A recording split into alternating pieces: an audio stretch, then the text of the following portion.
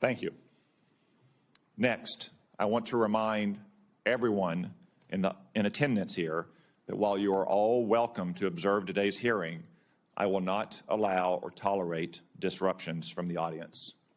Audience members may not verbally or physically distract from the hearing, including by shouting, standing, raising signs, or making gestures that block the view of other members of the audience or the cameras for those watching on television or online. Anyone who does so will be removed immediately by the Capitol Police and banned from return. Welcome, everyone, to this hearing on President Trump's nomination of Tulsi Gabbard to be the Director of National Intelligence. Ms. Gabbard, welcome to the Senate Intelligence Committee.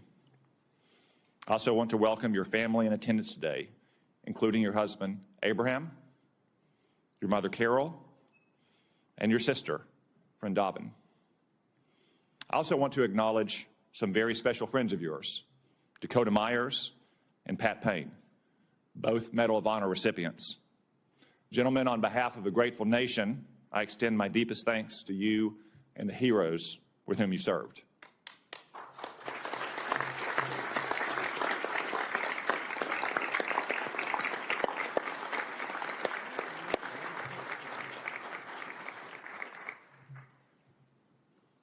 I also note that our next Attorney General, Pam Bondi, is joining us. Apparently, she didn't have enough fun at her own confirmation hearing. Ms. Bondi, welcome and congratulations. And finally, Senator Joni Ernst and former Senator and Chairman of this committee, Richard Burr, will introduce Ms. Gabbard shortly. We look forward to your remarks. I think it's fair to say that Ms. Gabbard's nomination has generated a bit more interest and attention than do most nominees before this committee. But I want to stress that Ms. Gabbard has been and will be treated with the exact same respect, consideration, and professionalism that we extended to every nominee. No more, no less, no better, no worse. That's how we treated CIA Director John Ratcliffe just 2 weeks ago, and how we have treated DNI nominees like Avril Haines and Dan Coates in the past. For instance, Ms. Gabbard has conducted dozens of office meetings with senators. She has completed the committee's standard questionnaire. She has answered 247 questions in writing. This is all in keeping with the committee's customs, precedents, and rules. Before I address the important work ahead at the DNI, please also let me make two observations about some of the accusations about Ms. Gabbard. First, I'm dismayed by the attacks on Ms. Gabbard's patriotism and her loyalty to our country. For instance, Hillary Clinton has smeared Ms. Gabbard, calling her an asset of a foreign nation. Let me remind everyone that Ms. Gabbard has served in our Army for more than 2 decades. She has multiple combat tours, and she still wears the uniform to this day. She has undergone 5 FBI background checks. I spent more than 2 hours last week reviewing the latest, putting eyes on more than 300 pages. It's clean as a whistle. It's fine that we have differences of opinions on policies and programs. I suspect some of my Republican colleagues might disagree with some of Mrs. Gabbard's votes in the House of Representatives. Just as I suspect that some of my Democratic colleagues might criticize Ms. Gabbard's statements and actions since she saw the light and left the Democratic Party. But I sincerely hope that no one today will impugn Ms. Gabbard's patriotism and integrity. Second, I can only laugh at some critics who say that Ms. Gabbard has unconventional views. No doubt she has some unconventional views, like her criticism of Barack Obama's regime change interventions in Egypt and Libya. But guess what? I opposed the disastrous interventions in Egypt and Libya as well.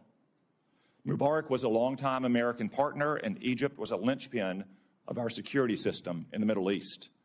Gaddafi had been scared straight after we toppled the Taliban and Saddam Hussein. He turned over his weapons of mass destruction and cooperated against terrorists.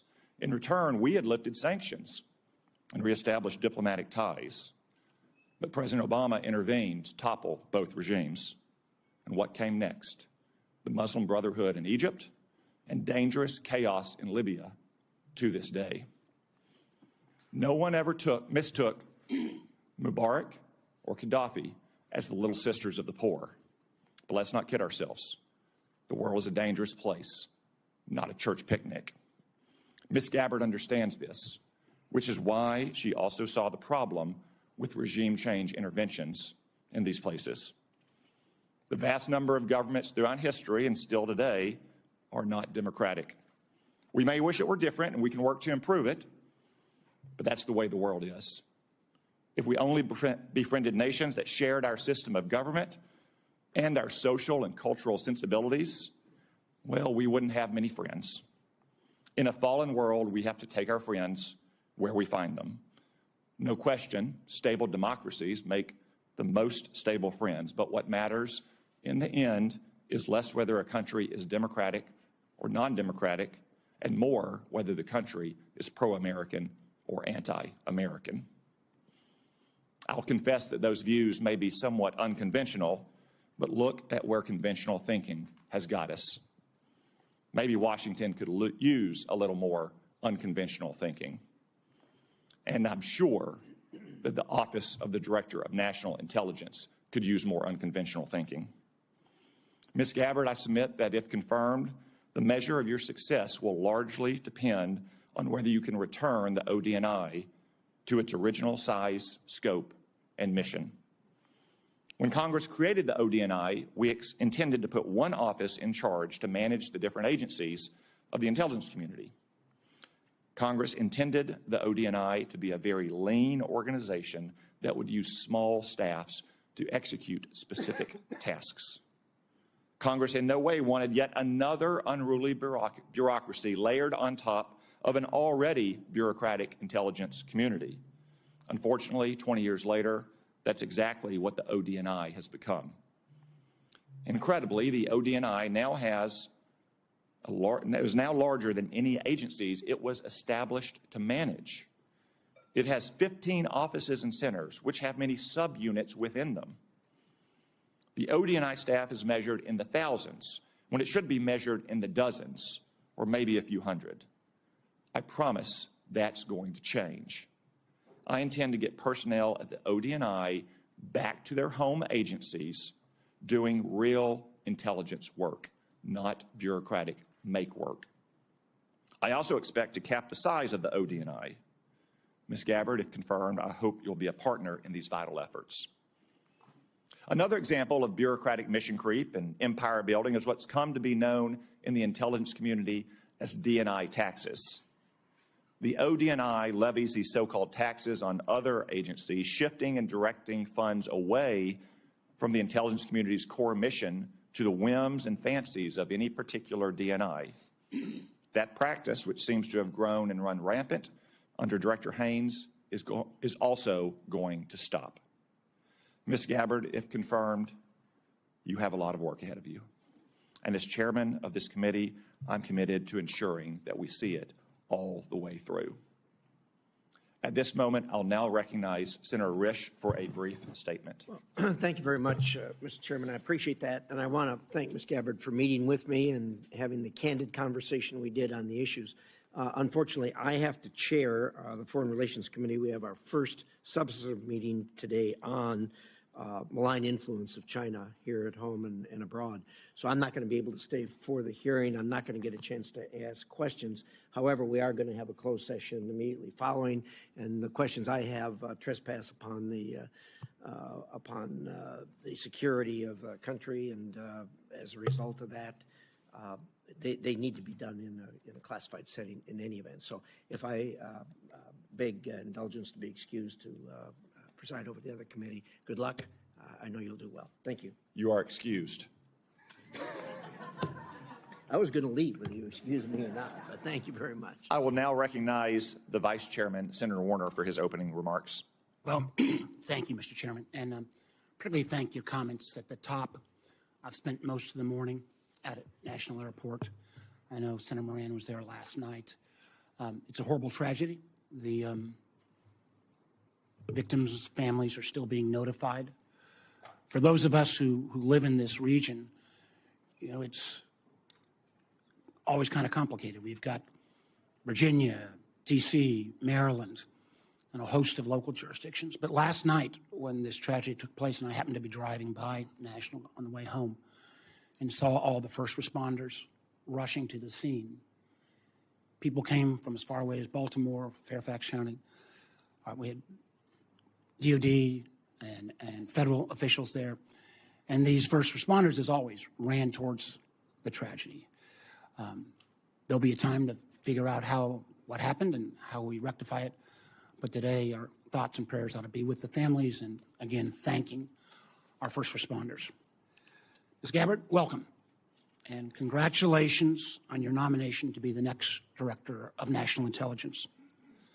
I'd like to begin by thanking you, literally, for your decades of public service, both in uniform and as a member of Congress from Hawaii. I applaud your continuing commitment to serve should you be confirmed. Now, the President has nominated you to be Director of National Intelligence. Most folks probably don't understand the importance of this position. If confirmed, you would lead 18 agencies of the IC. You'll also serve as the principal advisor to the President, the National Security Council, and the Homeland Security Council for all intelligence matters related to national security. And in this role, you'll be responsible for over $100 billion between the National Intelligence Program and the Military Intelligence Program, or the NIP and the MIP as we call them here. It's a position of great importance and significance to our national security, created after one of our worst national security failures, 9/11. For that reason, when Congress established this position, thanks in large part to our colleague and our friend Susan Collins, it mandated in law that any individual nominated for this position must have, and I quote, extensive national security expertise. Now, I appreciated you taking the time to meet with me, and as I noted in that office, both before and after, I continue to have significant concerns about your judgment and your qualifications to meet the standards set by law. First, as I noted previously, the DNI was created in part to make sure we had appropriate intelligence sharing, which prior to 9/11, obviously we haven't. But the mission also is to not only share information between the IC, but also with our allies. There's no legal requirement that our allies share intelligence with us. It's all predicated on trust. Trust that our allies will protect each other's secrets. It appears to me you have repeatedly excused our adversaries' worst actions, and instead often blame them on the United States and those very allies. For example, you blame NATO for Russia's 2022 invasion of Ukraine. You rejected the conclusion that Assad used chemical weapons in Syria, despite it being the unanimous assessment of the then Trump administration's DOD, State Department, and IC, as well as the assessment of our European allies. Instead, you blame the United States for supporting terrorist groups in Syria. Now, I don't know if your intent in making those statements was to defend those dictators, or if you were simply unaware of the intelligence and how your statements would be perceived. In either case, it raises, at least for this senator, serious questions about your judgment. It also leads me to question whether you can develop the trust necessary to give our allies confidence that they can share their most sensitive intelligence with us. Make no mistake about it. If they stop sharing that intelligence, the United States will be less safe. We've seen this as recently as this past year, where because of those strong intelligence sharing between the United States and Austria, countless lives were saved by disrupting a terrorist attack that was going to take place at the Taylor Swift concert in Vienna. Second, You have been publicly outspoken in your praise and defense of Edward Snowden, someone who betrayed the trust of our nation and jeopardized the security of our country. The truth is, the vast majority of the information he stole and leaked before running off to China and Russia, might I add, had nothing to do with Americans' privacy and compromised our most important sources and methods. And in many ways, we're still paying a price for that. And I believe that Edward Snowden's action put our men and women in uniform in places like Iraq and Afghanistan at risk. You have celebrated Snowden as a, quote, brave whistleblower, and actually put forward legislation asking for his pardon. Furthermore, when given the opportunity to clarify your position in pre-hearing questions, you declined. And instead, you expressed, and again, I quote, the DNI has no role in determining whether or not Edward Snowden is a lawful whistleblower. Boy, that is troubling to me in so many ways. Not only do you think that someone who divulged secrets and then ran off to Russia should be celebrated as brave, but you don't seem to understand the DNI's role in determining whistleblower determinations. In fact, the DNI has a significant role in transmitting lawful whistleblower complaints to this committee. They're all laid out right here in the statute. And I would have serious concerns about confirming someone who cannot distinguish between complaints that are made lawfully and those that are made not. In the statute, it says the job of the DNI is to protect intelligence sources and methods from unauthorized disclosure. That's a quote. I guess I'm asking, what message would it send to have a DNI who would celebrate the work of a member of the IC or a contractor that would, on their own mission, to decide what's appropriate to leak? I don't understand that. Third, until recently, you had a clear and consistent record of opposing FISA 702. I know members on this committee already understand how important this is, but for folks who don't, this law is critical to our national security. Literally 60% on average of what goes into the president's daily brief, what President Trump will read each day in assessing what's going on in the world, comes from this important piece of law that allows us to seek out those foreigners abroad for coverage. And it's helped prevent terrorist attacks. It helps us prevent foreign cyber attacks. It helps us on a topic that a lot of folks are looking at, fentanyl trafficking. Now, many in this Congress and many on the committee have tried to reform this legislation to better balance security and civil liberties. However, you have consistently gone further. Not only did you vote against reauthorizing 702, you actually introduced legislation to fully repeal the whole thing, calling it again, quote, a blatant disregard for our Fourth Amendment constitutional rights. Now, I understand that since you've been nominated to be DNI, you've expressed a change of heart. I think that's welcome. But I have to tell you, as I try to make, I view this as a job interview, as I try to make my judgment on whether you should be confirmed, I don't find your change of heart credible. Because the world today is more complex and more dangerous than ever before. And we need serious people with sufficient experience to be able to navigate that complexity. I hope you use this opportunity to address my concerns and all of the members of this committee. I appreciate again your service, and I'm looking forward to a thorough discussion. Thank you, Mr. Chairman. Thank you, Mr. Vice Chairman. We welcome back Senator Richard Burr, the former chairman of this committee who has emerged from retirement to introduce Ms. Gabbard. Yet still in retirement, he still seems unable to find a pair of socks. Nonetheless, we say thank you and welcome you back, Senator Burr. Some things are very predictable, Mr. Chairman. Mr. Chairman Cotton, Vice Chairman Warner, members of this distinguished committee, I want to thank you for allowing me to join you today to provide my thoughts and support on behalf of Tulsi Gabbard's nomination to be Director of National Intelligence. This is my first visit back to the Senate in slightly over 2 years. Permit me to say, from this side of the dais, you're not as intimidating as I thought when I was on your side of the dais. When I was chairman of this committee, Senator Warner and I stuck to a single refrain with our staff: follow the facts wherever they lead.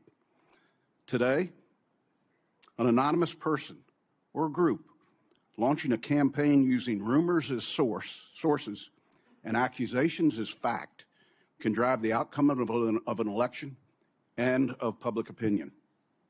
I know it to be true. Remember, I sat in your chair for the Russia investigation, where we found much of the influence to be the result of fictitious narratives driven by Russia.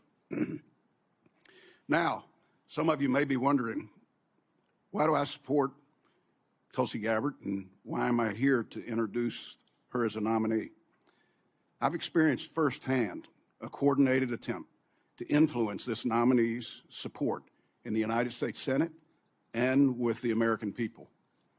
I was contacted by several national journalists shortly after the president nominated Tulsi, asking me to confirm one of the many rumors circulating about this nominee.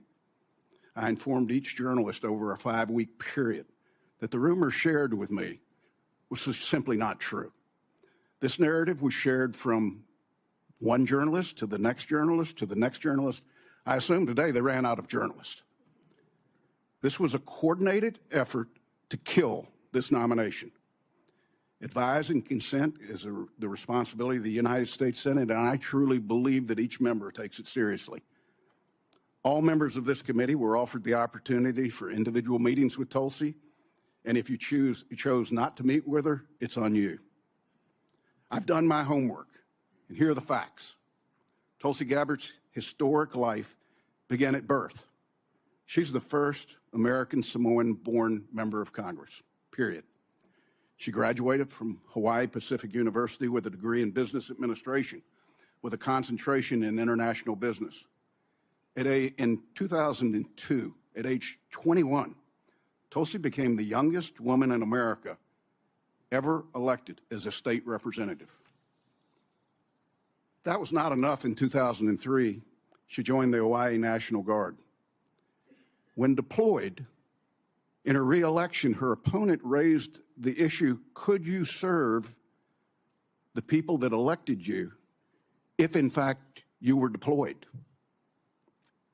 What did Tulsi do? She withdrew from her re-election campaign in order to continue to serve our country in the war on terror. This would not be the first or the last time Tulsi put her country above her career. After multiple deployments and serving in the Hawaii City Council, she was elected to the United States House of Representatives, where she served 4 terms. Throughout her political career, she maintained her military service either in the National Guard or the Army Reserve. Media stories and anonymous rumors have questioned her qualifications, her patriotism, and whether she can be trusted, just to name a few. I refuse to question the qualifications of a woman who's worn the uniform of her nation for 22 years and never taken it off. No fewer than 5 times has the Department of Defense reviewed her security clearance and extended it. Every single time. If Tulsi's guilty of anything, it's that since she was born, her views, opinions, and beliefs have evolved to reflect her life's experiences. Winston Churchill once said, "Those that never change their minds never change anything." She served her city, her state, her country, while winning the support of the people she represented. She's fought in war, and yes, she's tried to stop wars. At the ripe age of 43, Tulsi has the life experiences that match or exceed most members of Congress. Tulsi was serving in uniform 3 years before some of us here today voted to create the Director of National Intelligence. Chairman Cotton, Vice Chairman Warner, members of the committee, it's my honor to support and to introduce to the committee Lieutenant Colonel Tulsi Gabbard. Thank you, Mr. Chairman. Thank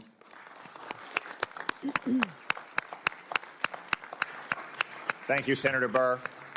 Now our colleague, Senator Joni Ernst of Iowa, has taken a few minutes out of her very busy schedule to be here to introduce Ms. Gabbard as well. Senator Ernst. Thank you, Chairman Cotton and Ranking Member Warner.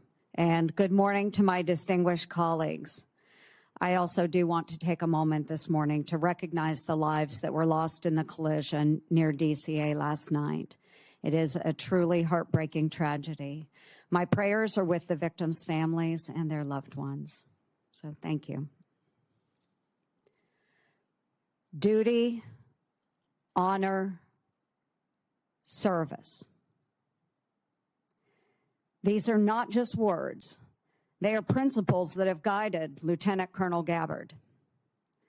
As a young enlisted soldier in the Hawaii National Guard, Tulsi answered the call to duty upon her deployments to the Middle East.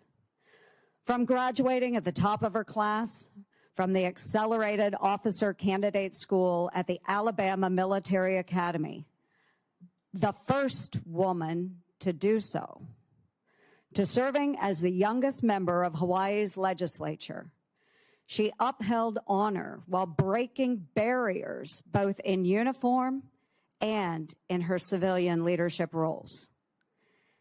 And today, Lieutenant Colonel Gabbard demonstrates her commitment to service by sitting before this committee, prepared to answer the nation's call yet once again, this time as the next Director of National Intelligence. Tulsi and I share similar backgrounds, both to our nation and to our communities. We've worn the same uniforms, serving in the Army National Guard and Army Reserves, leading battalions and deploying to Iraq and Kuwait. We've both had the privilege of serving in our state legislatures and in Congress, representing the people who shaped our lives and our communities.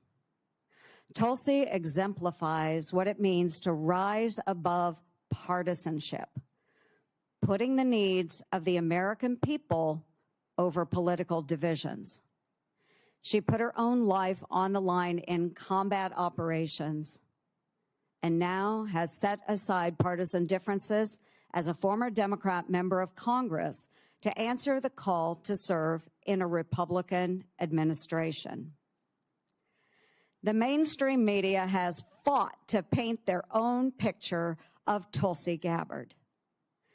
But let's talk about the real Tulsi Gabbard, the woman and the soldier who I've come to know and respect.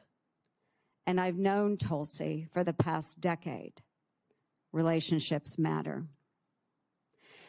In 2015, then Congresswoman Gabbard met my dear friend Owen, who was a dear friend of mine from Iowa State University. Owen was a wounded special operations warrior who embodies the resilience and strength of our military community. Owen was the subject of an attack in Afghanistan where he lost his leg and his left eye serving in the war. After this attack, or during this attack, Owen was tossed into the dead pile. Owen, bleeding and in excruciating pain, cried out to his teammates, "I'm not dead." Thankfully, his fellow warfighter attended to Owen. But the road to recovery was long and hard, including a stint at Walter Reed Medical Center. During this time, Owen met a fellow warrior and patriot, Congresswoman Tulsi Gabbard, who became a friend, and today they remain in touch. Owen prides himself in being a very good judge of character. And Tulsi, he speaks volumes of your character. Owen's final message to me before this hearing was, Tulsi has maintained her integrity throughout her career. She's the same gal I met in 2015. She always makes time for our old, broken warriors. And colleagues, I will leave you with this. You know me. I trust Tulsi Gabbard. She will be honest with you. She will listen to your concerns.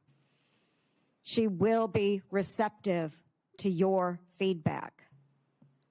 And rest assured, Lieutenant Colonel Gabbard loves this country, a fact proven by her willingness to put her life on the line to defend it. For over 20 years, she has put on the uniform and checked her political views at the door with one mission in mind: to protect and defend our great United States of America. Tulsi, duty, honor, and service have marked your life. Thank you for your extraordinary dedication to our nation, for embodying the values that make our military the best in the world, and for stepping up to serve yet once again as President Trump's Director of National Intelligence. Relationships matter. I urge my colleagues to support this nomination. My best wishes to you, Tulsi, and to your family. God bless our country. Thank you, Mr. Chair. Thank you, Senator Ernst. I know that Senator Ernst has a busy schedule to include a hearing for Dan Driscoll, the Secretary of Army nominee at the Armed Services Committee. I'm sure Senator Burr has to go on a fishing trip or something. So we will excuse both senators from the witness table.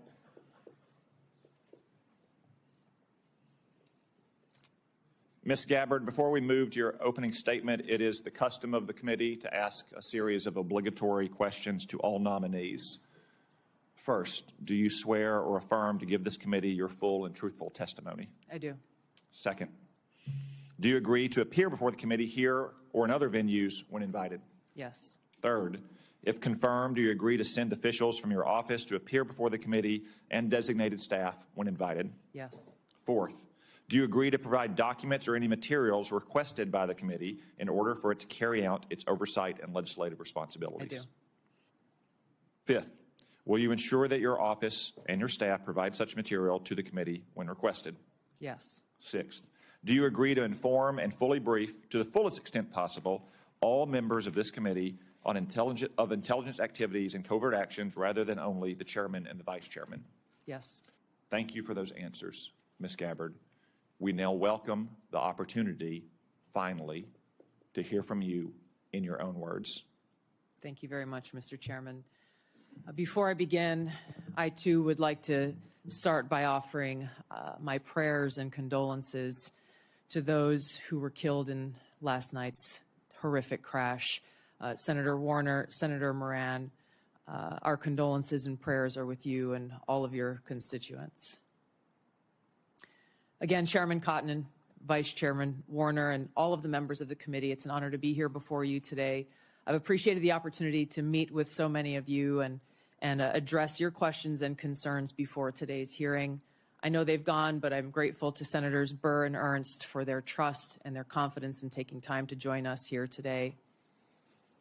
To my husband, Abraham, my family, friends, fellow veterans, Medal of Honor recipients, and patriots, thank you for your love and support. I'm honored and grateful to President Trump for his trust and confidence in nominating me to serve our country as the Director of National Intelligence at a time when trust in the intelligence community, unfortunately, is at an all-time low. Chuck Schumer admitted a few years ago, quote, "You take on the intelligence community, they have 6 ways from Sunday at getting back at you." For too long, faulty, inadequate, or weaponized intelligence have led to costly failures and the undermining of our national security and God-given freedoms enshrined in the Constitution. The most obvious example of one of these failures is our invasion of Iraq based upon a total fabrication or complete failure of intelligence. This disastrous decision led to the deaths of tens of thousands of American soldiers, millions of people in the Middle East, mass migration, destabilization, and undermining of the security and stability of our European allies, the rise of ISIS, strengthening of al-Qaeda and other Islamist jihadist groups, and strengthening Iran. Here are just a few other examples. The American people elected Donald Trump as their president not once but twice, and yet the FBI and intelligence agencies were politicized by his opponents to undermine his presidency and falsely portray him as a puppet of Putin. Title I of FISA was used illegally to obtain a warrant to spy on Trump campaign advisor Carter Page, using a Clinton campaign-funded false dossier as their so-called evidence. Biden campaign advisor Tony Blinken was the impetus for the 51 former senior intelligence officials' letter dismissing Hunter Biden's laptop as disinformation specifically to help Biden win the election. Former DNI James Clapper lied to this committee in 2013, denying the existence of programs that facilitated the mass collection of millions of Americans' phone and internet records, yet was never held accountable. Under John Brennan's leadership, the CIA abused its power to spy on Congress, to dodge oversight, lied about doing it until he was caught, and yet has never been held responsible. Under Biden, the FBI abused its power for political reasons to try to surveil Catholics who attend traditional Latin Mass, labeling them as quote-unquote radical traditionalist Catholics. Personally, just 24 hours after I criticized Kamala Harris and her nomination, I was placed on a secret domestic terror watch list called Quiet Skies. Sadly, there are more examples. The bottom line is this must end. President Trump's re-election is a clear mandate from the American people to break this cycle of failure, end the weaponization and politicization of the intelligence community, and begin to restore trust in those who've been charged with the critical task of securing our nation. If confirmed as DNI, I will do my very best to fulfill this mandate and bring leadership to the intelligence community with a laser-like focus on our essential mission, ensuring the safety, security, and freedom of the American people. As the President's principal intelligence advisor, I'll begin by leading by example, checking my own personal views at the door, and committing to delivering intelligence that is collected, analyzed, and reported without bias, prejudice, or political influence. I enlisted in the Army because of the horrific terrorist attack on September 11th. And volunteered to deploy to Iraq in 2005, where I served in a medical unit. After nearly 22 years in uniform with 3 combat deployments to the Middle East and Africa, I'm now a lieutenant colonel in the U.S. Army Reserve, where I serve as a battalion commander of soldiers in Oklahoma, Missouri, and Arkansas. I served in Congress for 8 years on the Homeland Security, Foreign Affairs, and Armed Services committees. And it's my experience in the military and in the halls of Congress that have given me a deep understanding of the complex challenges that our nation faces, in both roles engaging with world leaders, in both roles being privy to highly classified intelligence.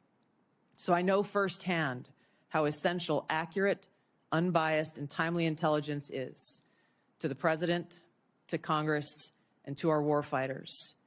I also know the heavy cost of intelligence failures and abuses.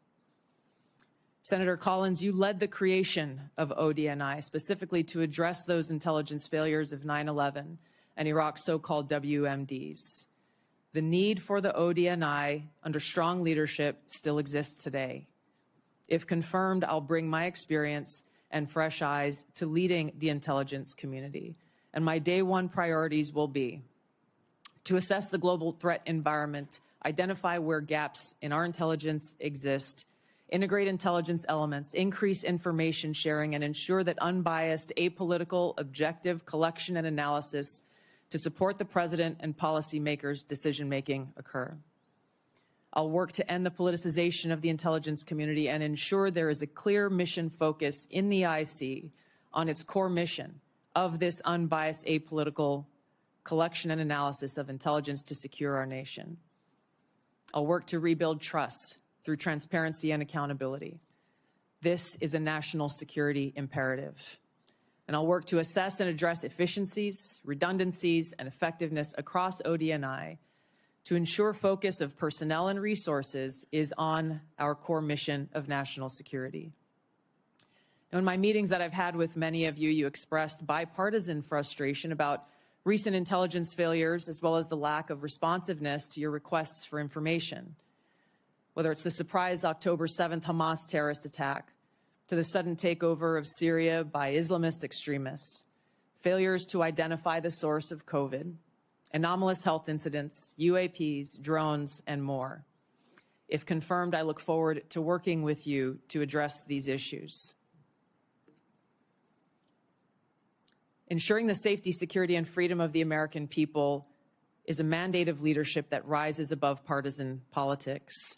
If confirmed, my commitment to the President, to you, and to the American people is this: I will do my very best to find the truth, no matter where it leads, and share that truth with President Trump, his advisors, and you in Congress, providing you with that unbiased, timely, and accurate intelligence as you make the tough decisions that'll impact the safety, security, and freedom of the American people. Now, before I close, I want to warn the American people who are watching at home. You may hear lies and smears in this hearing that'll challenge my loyalty to and my love for our country. Those who oppose my nomination imply that I am loyal to something or someone other than God, my own conscience, and the Constitution of the United States, accusing me of being Trump's puppet, Putin's puppet, Assad's puppet, a guru's puppet, Modi's puppet, not recognizing the absurdity of simultaneously being the puppet of 5 different puppet masters. The same tactic was used against President Trump and failed. The American people elected President Trump with a decisive victory and mandate for change. The fact is, what truly unsettles my political opponents is I refuse to be their puppet. I have no love for Assad or Gaddafi or any dictator. I just hate Al-Qaeda. I hate that we have leaders who cozy up to Islamist extremists, minimizing them to so-called rebels. As Jake Sullivan said to Hillary Clinton, quote, Al-Qaeda is on our side in Syria. Well, Syria is now controlled by an Al-Qaeda offshoot, HTS, led by an Islamist jihadist who danced in the streets on 9/11 and who was responsible for the killing of many American service members. Democrat senators in the past resorted to anti-Christian bigotry against some of President Trump's judicial nominees like Amy Coney Barrett and Brian Boucher. I condemn those actions as a Democrat in Congress at the time, as religious bigotry must be thoroughly condemned by all of us, no matter the religion. Unfortunately, there are some Democrat senators who still don't understand the principle of freedom of religion and Article 6 of the Constitution. Quote, no religious test shall ever be required as a qualification to any office or public trust under the United States. Unfortunately, they're once again using the religious bigotry card, but this time trying to foment religious bigotry against Hindus and Hinduism. If anyone is sincerely interested in knowing more about my own personal spiritual path of Hinduism, I welcome you to go to my account on X, where I'll share more on this topic. If confirmed as Director of National Intelligence, I will continue to live by the oath that I have sworn at least 8 times in my life, both in uniform and as a member of Congress. I will support and defend our God-given freedoms enshrined in the Constitution of the United States against all enemies, foreign and domestic, and I will bear true faith and allegiance to the same. Thank you very much for your time. I look forward to your questions. Thank you, Ms. Gabbard. A few reminders before we begin our 5-minute round of questioning. First, a reminder to the audience, once again, I will not tolerate disruptions or disturbances, either in favor of or in opposition to Ms. Gabbard. We all came to hear from Ms. Gabbard, not from you. 2 reminders to my colleagues. We'll have a 5-minute round of questions. Not 5.5, not 6, 5-minute round. We will also have a closed session after this hearing in which you'll have another 5-minute opportunity to ask questions.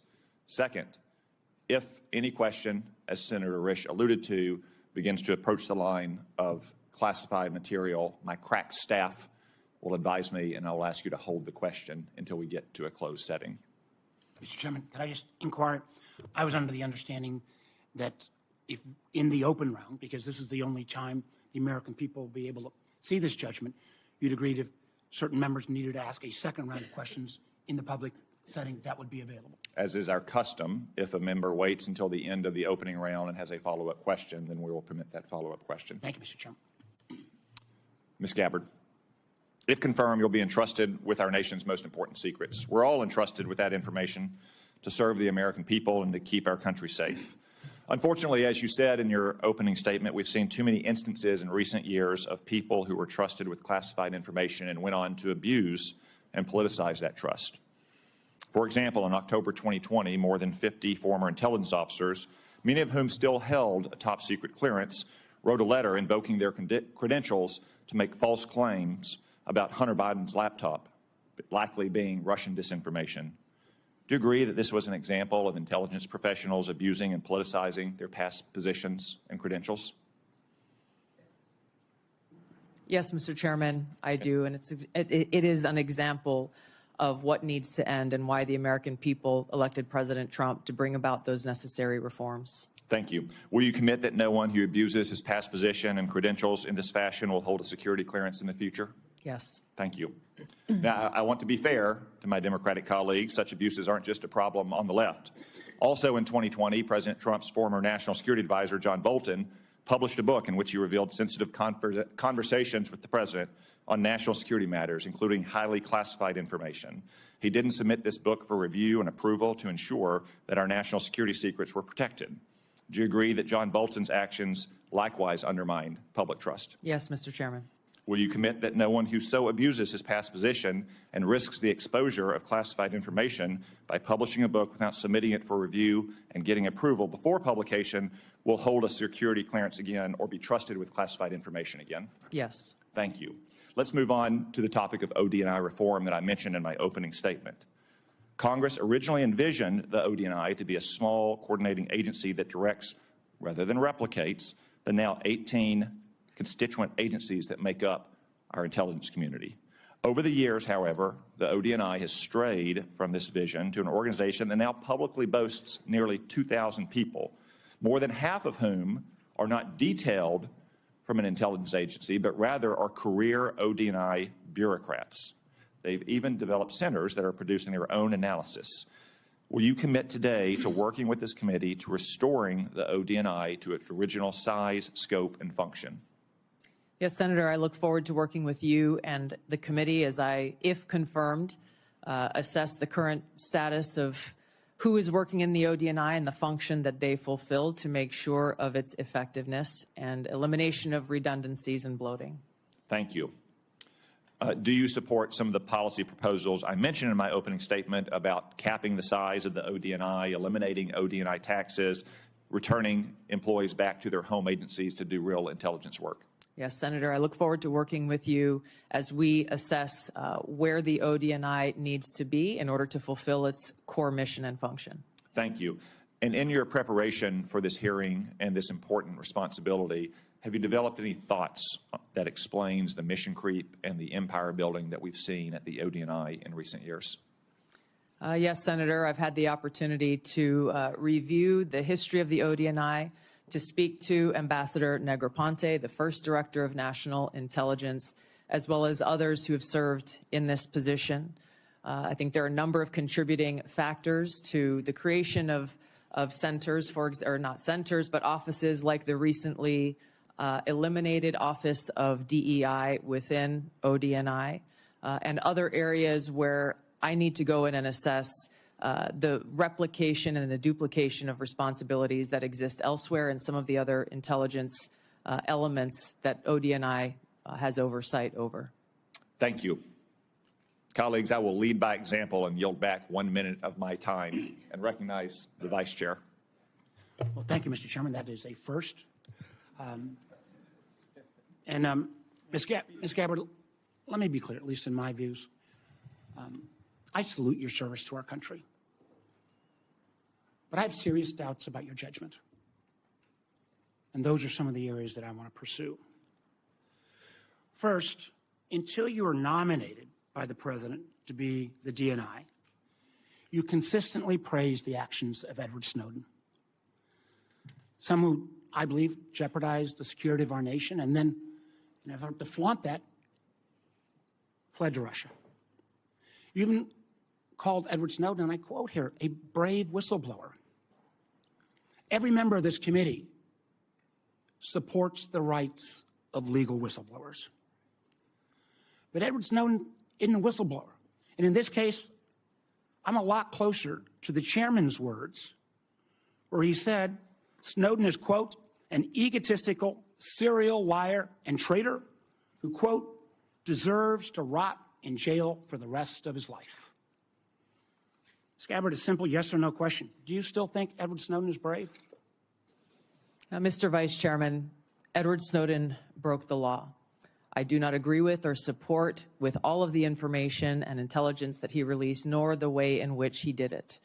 There would have been opportunities for him to come to you on this committee or seek out the IG to release that information. The fact is, he also, even as he broke the law, released information that exposed egregious, illegal, and unconstitutional programs that are happening within our government that led to serious reforms that Congress undertook. Chairman, we got 5 minutes. So I take your answer, and these are your quotes. Brave, please join my bipartisan legislation calling for charges to be dropped against him. Do you disagree that legislation was not appropriate? Do you believe he is brave or not? Yeah, back those words? Once again, Senator, Edward Snowden broke the law. He also released information we agree that Edward Snowden that exposed the United States government's illegal your programs. Legislation and your words are still your beliefs. Yes or no, please. I'm making myself very clear. Edward Snowden broke the law. He released information about the United States government's illegal activities. If I may just finish my thoughts, Senator. In this role that I've been nominated for, if confirmed as Director of National Intelligence, I will be responsible for protecting our nation's secrets, and I have 4 immediate steps that I would take to prevent another Snowden-like leak. Ma'am, I would simply ask you again. I don't think you're going to answer. I agree with Tom Cotton. He's a traitor. You, for years, until you got chosen by President Trump, have celebrated this guy as brave. You've called for him to be pardoned, for his charges to be dropped. I cannot imagine a director of national intelligence that would say that kind of behavior is okay. How would we maintain the trust of the IC and the contractors who work for it? How would we maintain the trust of our Five Eyes partners? I find it very troubling. Let me move to 702. I know other members are going to raise this. Remember, the 702 is critical to our national security. 60% of the president's daily brief, 60% of the information President Trump gets every day in a PDB will come from this. You've had a long history of opposing 702. Many members of Congress have.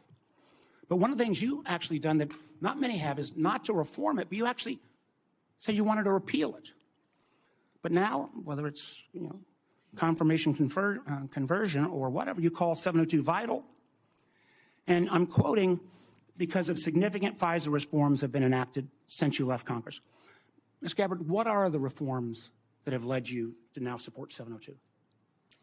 In the short time that I have, Senator, I will just note that my actions in legislation in Congress were done to draw attention to the egregious civil liberties violations that were occurring at that time. Ms. Gabbard, Ms. Gabbard, I ask you a question. Please give me the courtesy of responding. You said the reforms now make you support it. What can you cite? Which reforms? There are a number of reforms to include getting rid in the new law, right? That all of you and your wisdom. Ms. Gabbard, my time is getting short, but I got to just tell you, after the reforms were passed into law in April of 24, You went on Joe Rogan's podcast in May. The bill is now law. And you said, quote, this bill took an already bad problem and made it many, many times worse. Again, in my mind, this is a question of judgment. 702 is critical. I appreciate this late conversion, but I'm not sure I buy it because you've had such a consistent position. Again, I know my colleague's going to raise these, but rather than standing up to dictators like Putin and Assad, you've sometimes amplified his talking points. I mean, I just do not understand how you can blame NATO for Putin's brutal invasion of Ukraine. And when Assad used chemical weapons against his own people, you didn't condemn him. I can go through all the quotes. You actually questioned Americans' intelligence. Now, you mentioned a lot about trust. And one of the things that I'm so proud on this committee is my friend Senator Burr said, we always follow the truth. I say in this committee, it's the most valuable work I do in this, and we have a bipartisan approach to intelligence. I think we have worked to try to keep the intelligence community and earn their trust, and frankly, earn the trust of the American people.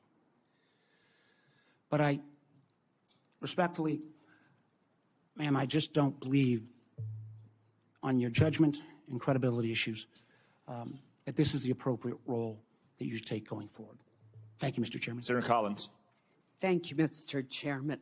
Ms. Gabbard, Edward Snowden does stand out as having done particularly grave harm to our national security by revealing top secret information, including sensitive sources and methods, thus jeopardizing agents in the field.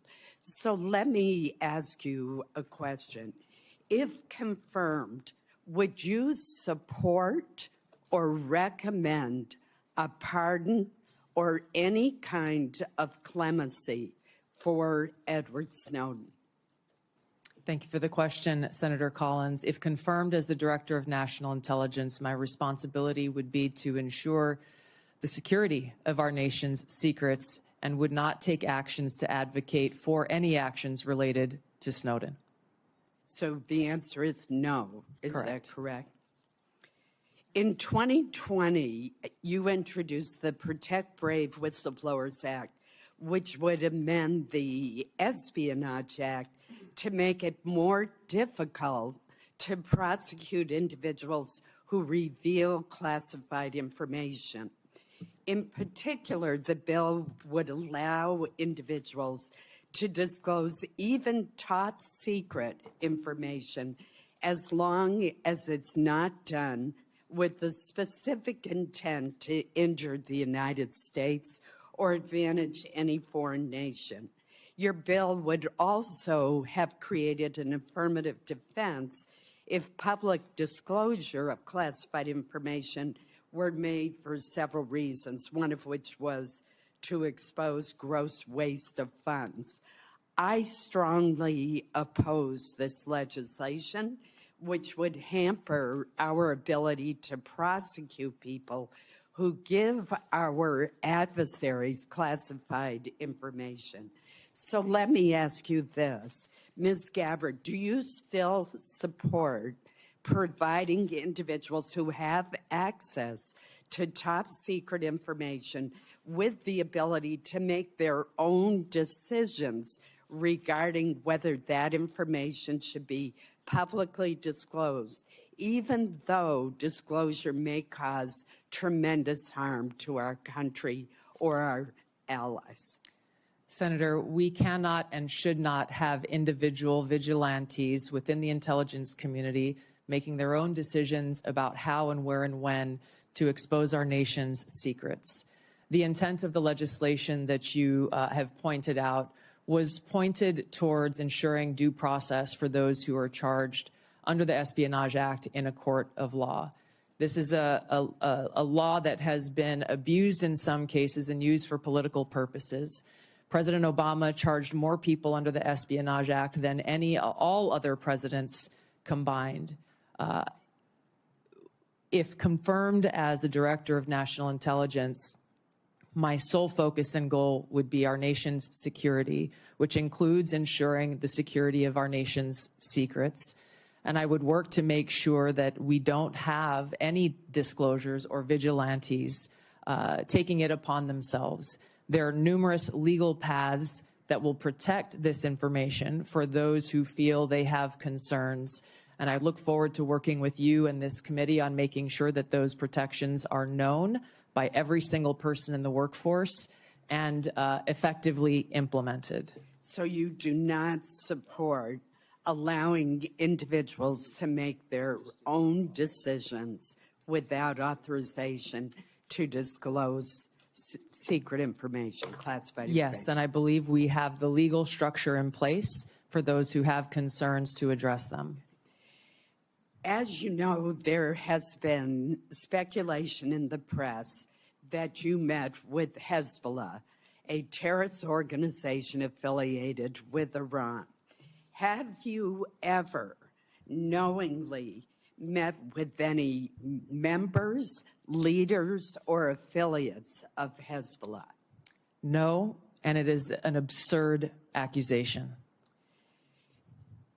Let me ask you one final question in the short time we have left. With Hamas, ISIS-K, the Houthis, all the Iranian proxies in Syria and Iraq, Yemen, and Al-Qaeda all posing general resurgences in the Middle East, Africa, and Central Asia, I'm alarmed at the lack of focus by the IC on this threat to our safety. We don't want to have to call you back to this room after a terrorist attack and ask, how did the IC miss this? Great power competition, China, Russia, definitely pose threats to our country, but the terrorist threat is arguably the most imminent threat, according to former FBI Director Chris Wray. If confirmed, what would be your strategy to refocus the IC on the terrorist threat to our country and to Americans abroad? Thank you, Senator. I agree with your assessment, and this speaks to the need for the ODNI to exist, to redirect those resources, identifying the gaps in intelligence so that we are able to get ahead of these threats instead of coming around after the fact and trying to assess why did we not know about this sooner so that we could have taken action to prevent it. Thank you. Senator Wyden. Thank you very much, Mr. Chairman. Welcome, Ms. Gabbard. Thank you. I am going to try to get 4 questions in, so I'll be brief, and if you can reciprocate, that would be very much appreciated. We've been talking about Section 702, the Foreign Intelligence Surveillance Act, and I believe it's critical that the DNI support additional reforms to protect the privacy of law-abiding Americans. In your written response to committee questions, you wrote, and I quote, "Warrants should generally be required before an agency undertakes a U.S. person query of Section 702. Is this your current position?" Yes, it is, Senator. And as you'll note in that written response, I noted some exigent circumstances with which there may be other options. But I also want to make a note that a simple warrant requirement is ultimately going to be a policy decision that all of you will make. I would point to history, to some examples. Time is short. I'm glad you answered in line with your written answer that you support a warrant. Section 702 also involves a huge loophole now that was included recently that could allow the government to force anyone with access to a Wi-Fi router or cable box to secretly participate in the warrantless surveillance program. Do you support, as I do, eliminating this language? Senator, I would have to look more into that and assess, if confirmed, what the impacts of the implementation of the existing safeguards are and come back to you in Congress as you look at reauthorization. It is a massive loophole, and I hope to hear after you've looked at it that you'll be supportive of my efforts. Let me turn now to the question of the Inspector General situation. Can the President of the United States refuse to fund the Inspector General for the intelligence community despite appropriations from Congress? And here I'd like a yes or no. Senator, I don't know about the legal authorities, but I understand the essential role that the inspectors general play. And if confirmed, look forward to empowering our Inspector General to fulfill their responsibility. Good, because Congress either has the power of the purse or it doesn't. And I think in your answer to me, you recognize that you have an independent obligation to follow the law. I think that's a constructive answer. Let me turn now to the matter of spying on journalists. You wrote in your response to the committee questions that you support the Biden administration Department of Justice's policy restricting the collection of reporters' records, and you called for the codification of those restrictions. Will you reconfirm that position this morning? I believe strongly in the First Amendment, which protects a free press. So you will, in effect, say that you will continue to support the Biden administration policy to protect journalists?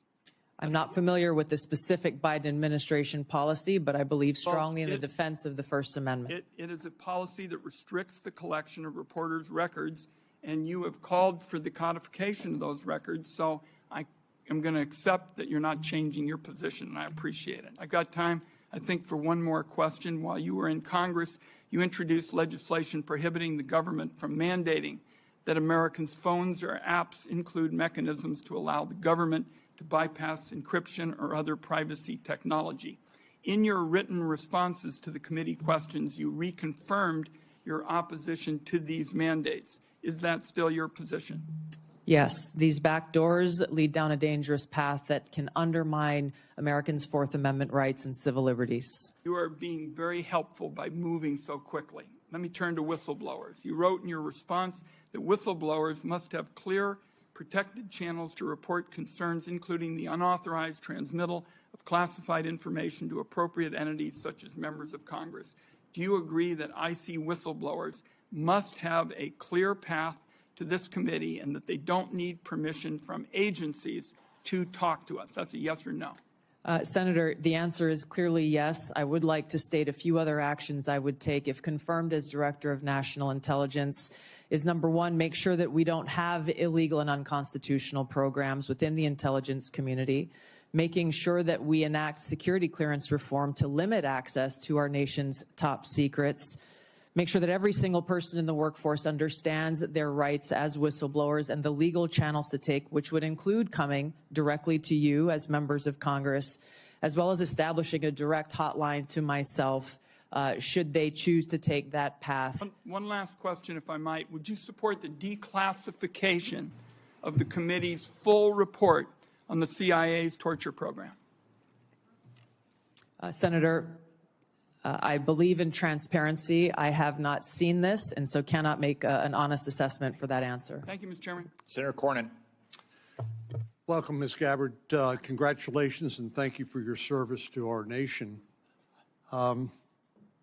I hope you will take to heart the chairman's comments about the exploding bureaucracy, not only in the government generally, but in the office of the Director of National Intelligence. This is a critical role to be played, but unfortunately that role is not made easier or more effective by such a large, unwieldy bureaucracy. Do you believe that the President of the United States should get all of the lawfully collected intelligence that's available in order to inform his judgments as Commander-in-Chief? Senator, not only is the answer a strong yes, I would say that it is the Director of National Intelligence responsibility to make sure that the President has access to all the intelligence so that he can make the best informed decisions for our country. And you will be the one actually briefing him on a daily basis, correct? That's correct. And the President's daily brief, and we've heard that that is composed of about 60% of it's composed of information gleaned by collection under Section 702 of the Foreign Intelligence Surveillance Act. I've heard your comments to Senator Wyden and others. You and I talked about the importance of getting dissenting views in front of the President so that we don't have groupthink, can be very dangerous, particularly in the intelligence collection areas. And I appreciate your agreeing that presenting the policymakers, including the president, with dissenting views is very important.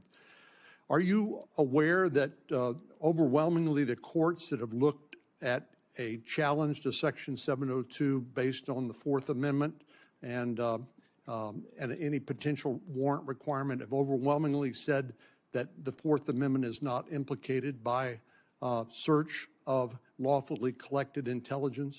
I am aware, yes, Senator. And do you disagree with that? What I began to say in answer to Senator Wyden's previous question on this issue is, number one, the decision about a warrant requirement will be yours to make, not mine as the Director of National Intelligence. You'll be the Director of National Intelligence, and people will be wanting to hear from you about what we should do as policymakers. Admittedly, you're not going to be a policymaker, but you certainly will inform us. And wouldn't you do agree that the courts have overwhelmingly held that a warrant is not required, correct? Yes, Senator, I'm aware of the court rulings. What my commitment is to make sure that we uphold the Fourth Amendment rights of Americans in protecting against unlawful seizure and search. There are many different ways to do this. The devil is in the details. There are examples of how even in situations under Title I where a warrant is required to surveil a U.S. person. Title I is different. I agree. Correct. I agree with you on that. But my point, Senator, if I may just finish. Excuse me. If that was misused in the case of Carter Page, and basically an FBI lawyer lied in order to secure that warrant.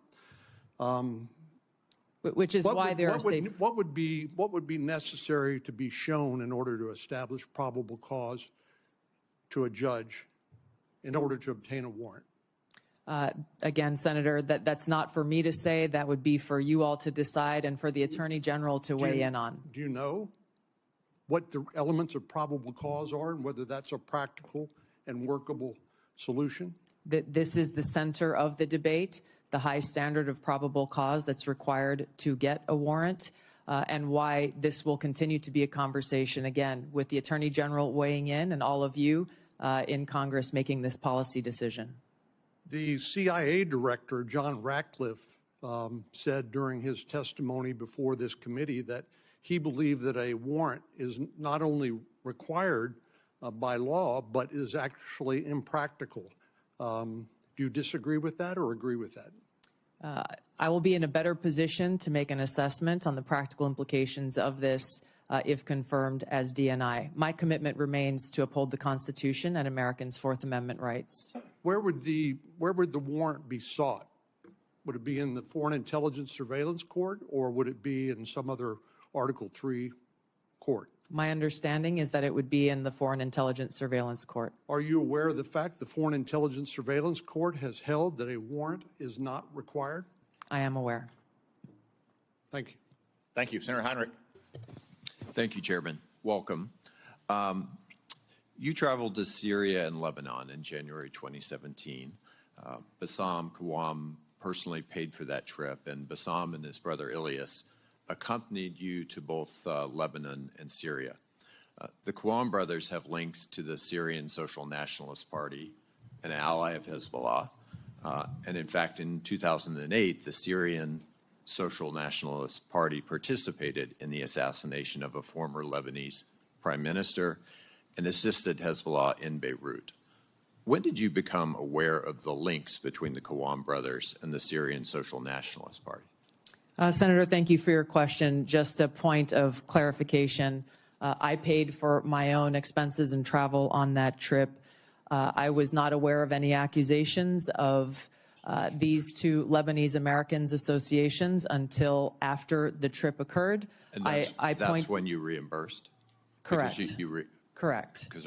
Not because of, I wanted to make sure that there were no perceived conflicts of interest.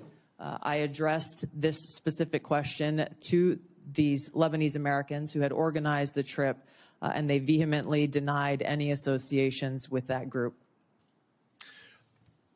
There is not a great deal in the public record about what you and Syrian dictator Bashar Bashar al-Assad discussed for so long in January of 2017. And I think there's a great deal of interest from the American people about what was discussed in that meeting. So what did you talk about? And did you press Assad on things like his use of chemical weapons, systematic torture, and the killing of so many Syrians? Yes, Senator. Upon returning from this trip, I met with people like then Leader Nancy Pelosi and Steny Hoyer, talked to them and answered their questions about the trip. And quite frankly, I was surprised that there was no one from the intelligence community or the State Department who reached out or showed any interest whatsoever in my takeaways from that trip. I would have been very happy to have a conversation and give them a back brief. I went with former Congressman Dennis Kucinich, who had been there many times before and who had met with Assad before. A number of topics were covered and discussed, and to directly answer your question, yes, I asked him tough questions about his own regime's actions, the use of chemical weapons and the brutal tactics that were being used against his own people. Were you able to extract any concessions from President Assad? No, and I didn't expect to, but I felt these issues were important to address. According to your revised trip report, your third meeting in Syria after meeting with Assad and then his wife was with Grand Mufti Ahmad Badreddin Hassoun. Forgive me if I'm not pronouncing that correctly. In an October 2011 speech, the Grand Mufti warned the U.S. and Europe that we will prepare suicide bombers who are already in your countries if you bomb Syria or Lebanon. What was the goal, or what did you accomplish by meeting with Grand Mufti? Yes, Senator, before going on the trip and during my time both in Syria and Lebanon, I made it a point to meet with different religious leaders, both Muslim leaders as well as various Christian and Catholic leaders who were there in the region. I did that both in Syria and in Lebanon to hear from them about what their concerns or thoughts were with regard to the war that was being waged at the time. Were you aware of his threats regarding suicide bombers in the United States? I was not and had not heard that until today. Who vetted the people that you met with on this trip to Syria and Lebanon? The itinerary was created by former Congressman Dennis Kucinich, his constituents who he had traveled with to Syria and Lebanon a number of times before. Some of the individuals that I met with were looked at prior to the trip. Others came up during the trip that were unexpected. Just in complete hindsight, would you view this trip as good judgment? Yes, Senator. And I believe that leaders, whether you be in Congress or the President of the United States, can benefit greatly by going and engaging, boots on the ground, learning and listening and meeting directly with people, whether they be adversaries or friends. Last question. Who do you blame? Who's responsible for the war in Ukraine? Putin started the war in Ukraine. Thank you.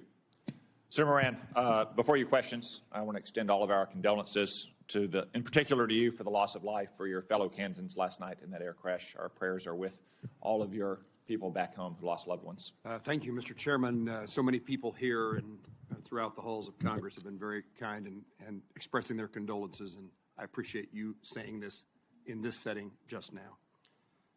Lieutenant Colonel Gabbard, you were asked in your questionnaire about your priorities, and you listed Iran and Hamas and Hezbollah and North Korea. You also mentioned Russia.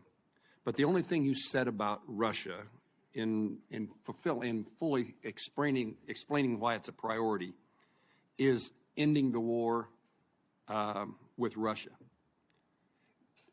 When you talk about Russia, what are your fears or policy priorities beyond ending the war? How do you see Russia as a threat to the United States?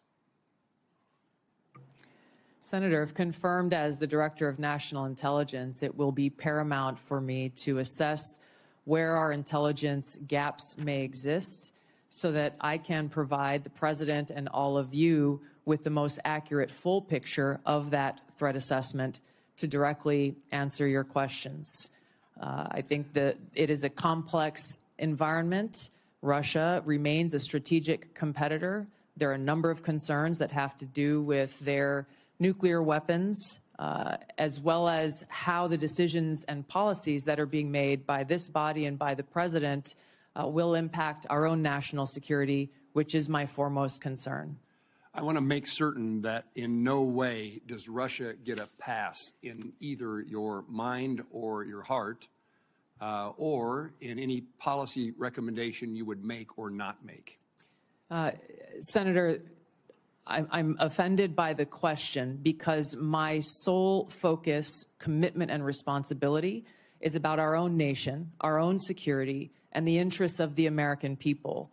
In carrying out the responsibilities of the Director of National Intelligence, if confirmed, no country, group, or individual will get a pass in my fulfilling that responsibility of providing that full intelligence picture so that you all can make the best informed policy decisions for the safety, security, and freedom of the American people. You have my commitment to be completely objective, unbiased, and apolitical, and I hope you understand my commitment to our country's interest. I absolutely do. You have answered my question in the manner in which I wanted to hear, that you will do this in an objective manner, provide the information necessary, and that Russia, if it's a threat, you will tell us so and tell us the details of that threat. Yes, Senator. How would you restructure the national intelligence priority framework to better align with President Trump's national security goals? Senator, this is a discussion, if confirmed, I look forward to having with the President and his national security advisor, again, based on the threat assessment and based on the President's priorities. He has spoken about a number of different priorities in different parts of the world. I would work with them on that national intelligence priorities framework, which will serve as the foundation for the intelligence elements under ODNI. Any recommendations that you have in mind to make to President Trump in that regard? I want to make sure that any recommendations that I make to the President are fully informed. From where I sit now, I don't believe that I can make those recommendations. I take that responsibility seriously and wouldn't want to shortchange him without first doing the due diligence and work to make sure my recommendations are well-founded. How will you, Lieutenant Colonel, as the DNI, if confirmed, meet the objectivity and political neutrality requirements to ensure that you're telling the White House what they need to hear and not what they want to hear? A follow-up to that is, how will you handle conflicting intelligence reports from the various members of the intelligence community and present a broad intelligence picture to the President? Yeah, thank you for the question, Senator. I hope that you have confidence in my ability to extract politics from what my role will be as Director of National Intelligence, because it's something I've done for almost 22 years now of wearing the uniform, both serving in the National Guard and the Army Reserve, even while holding political office. There is a brick wall between the two, and I have fulfilled that obligation in uniform, as I will as Director of National Intelligence if confirmed. I think the President, I know the President values hearing a lot of different views, and I would make sure that in the intelligence community's responsibilities that dissenting views are not only allowed but encouraged, and where they present themselves, make sure that the President and you as policymakers are aware so that you can make your best informed decision. Would you agree with me that bias and prejudice, if it exists any place, exists in both sides of an issue, both partisan sides of this place called Washington, D.C., and the goal, the effort that you will make is to make certain that all the information is presented in a nonpartisan, direct, and manner based upon the facts as known? Yes, Senator, I agree, and you have my commitment. This is essential for the American people and all of you to have faith and trust in the intelligence products that are being delivered. One of the greatest challenges is knowing who's telling us the truth, and we need a DNI who tells the truth. True? Yes, I have a long record of speaking truth to power and would continue that commitment if confirmed in this role. Thank you. Thank you, Senator Moran. Senator King. Thank you, Mr. Chairman. And Ms. Gabbard, I certainly want to applaud and express my appreciation for your service, both in the military and in the Congress, to very challenging jobs, and I want to thank you for that. I noted that Edward Snowden was in Hawaii, of all places, for a year and a half before he fled to Hong Kong and then on to Russia. Did you ever meet him or have any contact with him during that period, or subsequently with telephone calls, emails, Zooms, contact with he or his lawyers? No, Senator, not at any time have I had contact with Edward Snowden. And you introduced a bill in 2020 that was essentially a pardon. It basically said all charges should be dropped. You had a lot of whereases in that bill.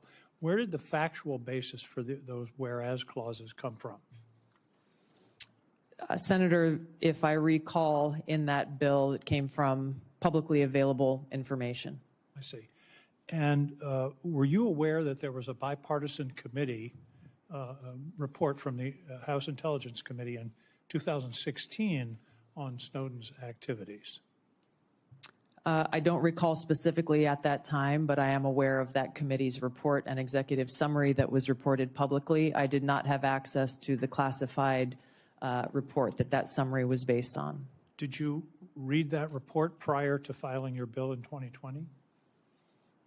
Senator, I don't recall specifically. I remember reading a lot of materials prior to filing that bill.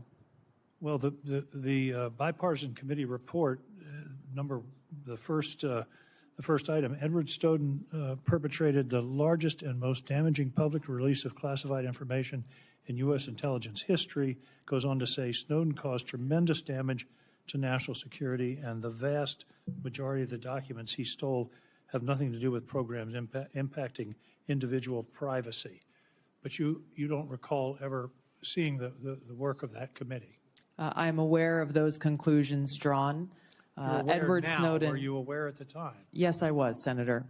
Edward Snowden broke the law. There's no question about that. He should not have released all of that information that caused that harm. There's no question about that. How many documents did he release? I know that he took over 1 million documents. I don't know specifically how many of those 1 million he specifically released. Well, you stated very unequivocally today, Snowden broke the law, but you introduced a bill in Congress along with Congressman Matt Gaetz to essentially pardon him. So he broke the law, but it wasn't all that serious. Is that what you thought in 2020? I take very seriously upholding our Constitution and have sworn an oath to support and defend that Constitution over 8 times in my life. My statements in the past have been reflective of the egregious and illegal programs that were exposed in that leak. But you ignore the vast majority, as the committee found, bipartisan. I think Devin Nunes was the chair, Adam Schiff was the vice chair. The conclusion was that the vast majority of these things that he released had nothing to do with constitutional rights, the Fourth Amendment, but indeed were enormous compromises of our national security. Senator, I focused on raising concerns around egregious, illegal, and unconstitutional programs that our government was conducting that clearly violated Americans' Fourth Amendment rights. I think the most important thing that I hope all of you find to be relevant here is that if confirmed as Director of National Intelligence, I would take seriously the responsibility to protect our nation's secrets, just as I have for almost 20 years of holding a security clearance of some sort myself, either secret or top secret, and have never once violated the responsibility and privilege that comes with holding that clearance, and have a specific action plan in place to make sure that there is not another Snowden-type leak in the future. I think you testified that you never saw the classified version of this report. That's correct. On page 22 of the report, there's a heading that's not classified that says, what damage did Snowden cause? And then there's a lot of redacted material. Did that not raise a red flag for you? Or do you not recall Edward Snowden that? broke the law. Like I said, I did not have access to that classified. Did you seek access to it? I believe so, yes. This was quite some time ago. But you still introduced your bill to essentially. I take very seriously the protection of American civil liberties and our Fourth Amendment rights. If confirmed as Director of National Intelligence, I'd make sure that there is no further Snowden-type leak in the future. and that those who have concerns have legal channels to raise those concerns so that we don't violate and release our nation's secrets. There are about 20 countries in the world that don't. Senator King, time has expired. Senator Langford. Tulsi, it's good to see you again. Thanks for the time Thank you. That we got a chance to be able to spend together to be able to talk through a lot of these issues. Thanks for your service to the country, both in Congress, though you were in the wrong party at the time, and your service to the country through your service there, including in my great state in Oklahoma, that you had the opportunity to be able to serve there. I want to give an opportunity for you to be able to answer a few things on it, and I want to set some context. There's been a lot of questions about 702 and about Edward Snowden, and it may seem like this is repetitive to be able to come through it, but there are thousands of intelligence employees and folks that have also taken an oath to the country and to the Constitution. They serve our country every day. They're the folks that don't have a uniform on, that no one ever says thank you to them, and no one ever buys them lunch because people don't know who they are. But they every day put their lives on the line, and they work very hard to be able to protect Americans. And when Edward Snowden got mad at his employer that he didn't get the promotion that he wanted and started harvesting information, and then found some things that he didn't like on it, and then kept going, and then released them to media and went to China, and then went from China to Russia and became a Russian citizen and continued to be able to layer out intelligence unrelated to the civil liberties of any American, and then said, I have more and I can release them at any time I want. They don't see him as brave. They see him as a traitor. And the concern among so many here, and I think what a lot of the folks in the intelligence community that you'd have the responsibility to oversight is, they want to hear that you also believe the same thing, that not just he broke the law, but that he's a traitor, because they don't want that to ever happen again. And all the sources that they had, that they trusted and that trusted them, now their lives were at risk. And all the programs that they had that were determined lawful all collapsed, and that intelligence then was gone, and the president didn't have access to a lot of information for decision making. So this is a big deal to everybody here, because it's a big deal to everybody that you'll also oversee in that role as well. And so it's helpful for them to be able to hear your heart on this. So was Edward Snowden a traitor? Senator, my heart is with my commitment to our Constitution and our nation's security. Ours too. Thank you. Yeah. I have shown throughout my almost 22 years of service in the military, as well as my time in Congress, how seriously I take the privilege of having access to classified information and our nation's secrets. And that's why I'm committed, if confirmed as Director of National Intelligence, to join you in making sure that there is no future Snowden-type leak. And I would do so by taking 4 specific actions. Number one, again, to make sure that there are no illegal and unconstitutional programs, limiting in a big way those who have access to our nation's top secrets through security clearance reform, making sure that every single person in the workforce knows about the legal whistleblower channels available to them, and making sure that there's a direct line available to me should anyone have concerns. If people choose to step outside of those legal channels to raise any concerns about programs or actions that exist within the intelligence community that are classified, there will be no excuse to do so, and they should be charged and prosecuted under the law. Was he a traitor at the time when he took America's secrets, released them in public, and then ran to China and became a Russian citizen? Senator, I'm focused on the future and how we can prevent something like this from happening again. So you would have the responsibility to be able to give counsel to the president, which is a great privilege. You already have his ear, quite frankly, and y'all have a great relationship on that, which is very beneficial. But when President Trump chose to take the strike on Soleimani, he was also at that same time going through an impeachment in the House. And you were kind of tough on him at the time about that. You called it a declaration of war. You said that the Soleimani strike will lead to an outcome that will further undermine our national security. As a member of Congress, I also take seriously declaration of war and our responsibility in that. He was acting in a way that he came out and the intelligence gave that Soleimani was in the process of preparing a strike on American citizens and those folks that were in the field at the time. I guess the question that I have is, the ODNI will sit with the president, will provide options to the president and say, here are the options that you could take, would you have presented a Soleimani strike at that time, looking back at it now in retrospect and saying this is an option you could take and here's how to be able to do it? Yeah, thank you, Senator. It's an important question. If confirmed as Director of National Intelligence, I would make sure that the President has all of the objective analysis and intelligence reporting so that he can make that best informed decision, including all of the options and actions that he has available to him, which should exist alongside an assessment of what the possible repercussions or responses to those actions may be. My own personal views have no place in that assessment and that providing to the President and his advisors with all of those options available. Thank you, Senator Lankford. Senator Bennett. Thank you, Mr. Chairman. I would like to repeat my colleague's question to you. Thank you for being here to answer these questions and for your service. Was Edward Snowden a traitor to the United States of America? Senator, I will also repeat my answer. He broke the law. You said earlier that you were offended by a question that my colleague from Kansas asked, which I think was his duty as somebody on this committee to fulfill his responsibility to advise and consent. We are not here to be a rubber stamp for the President of the United States. So let me ask you again, do you believe, as the chairman of this committee believes, as the vast majority of members of our intelligence agencies believe, that Edward Snowden was a traitor to the United States of America?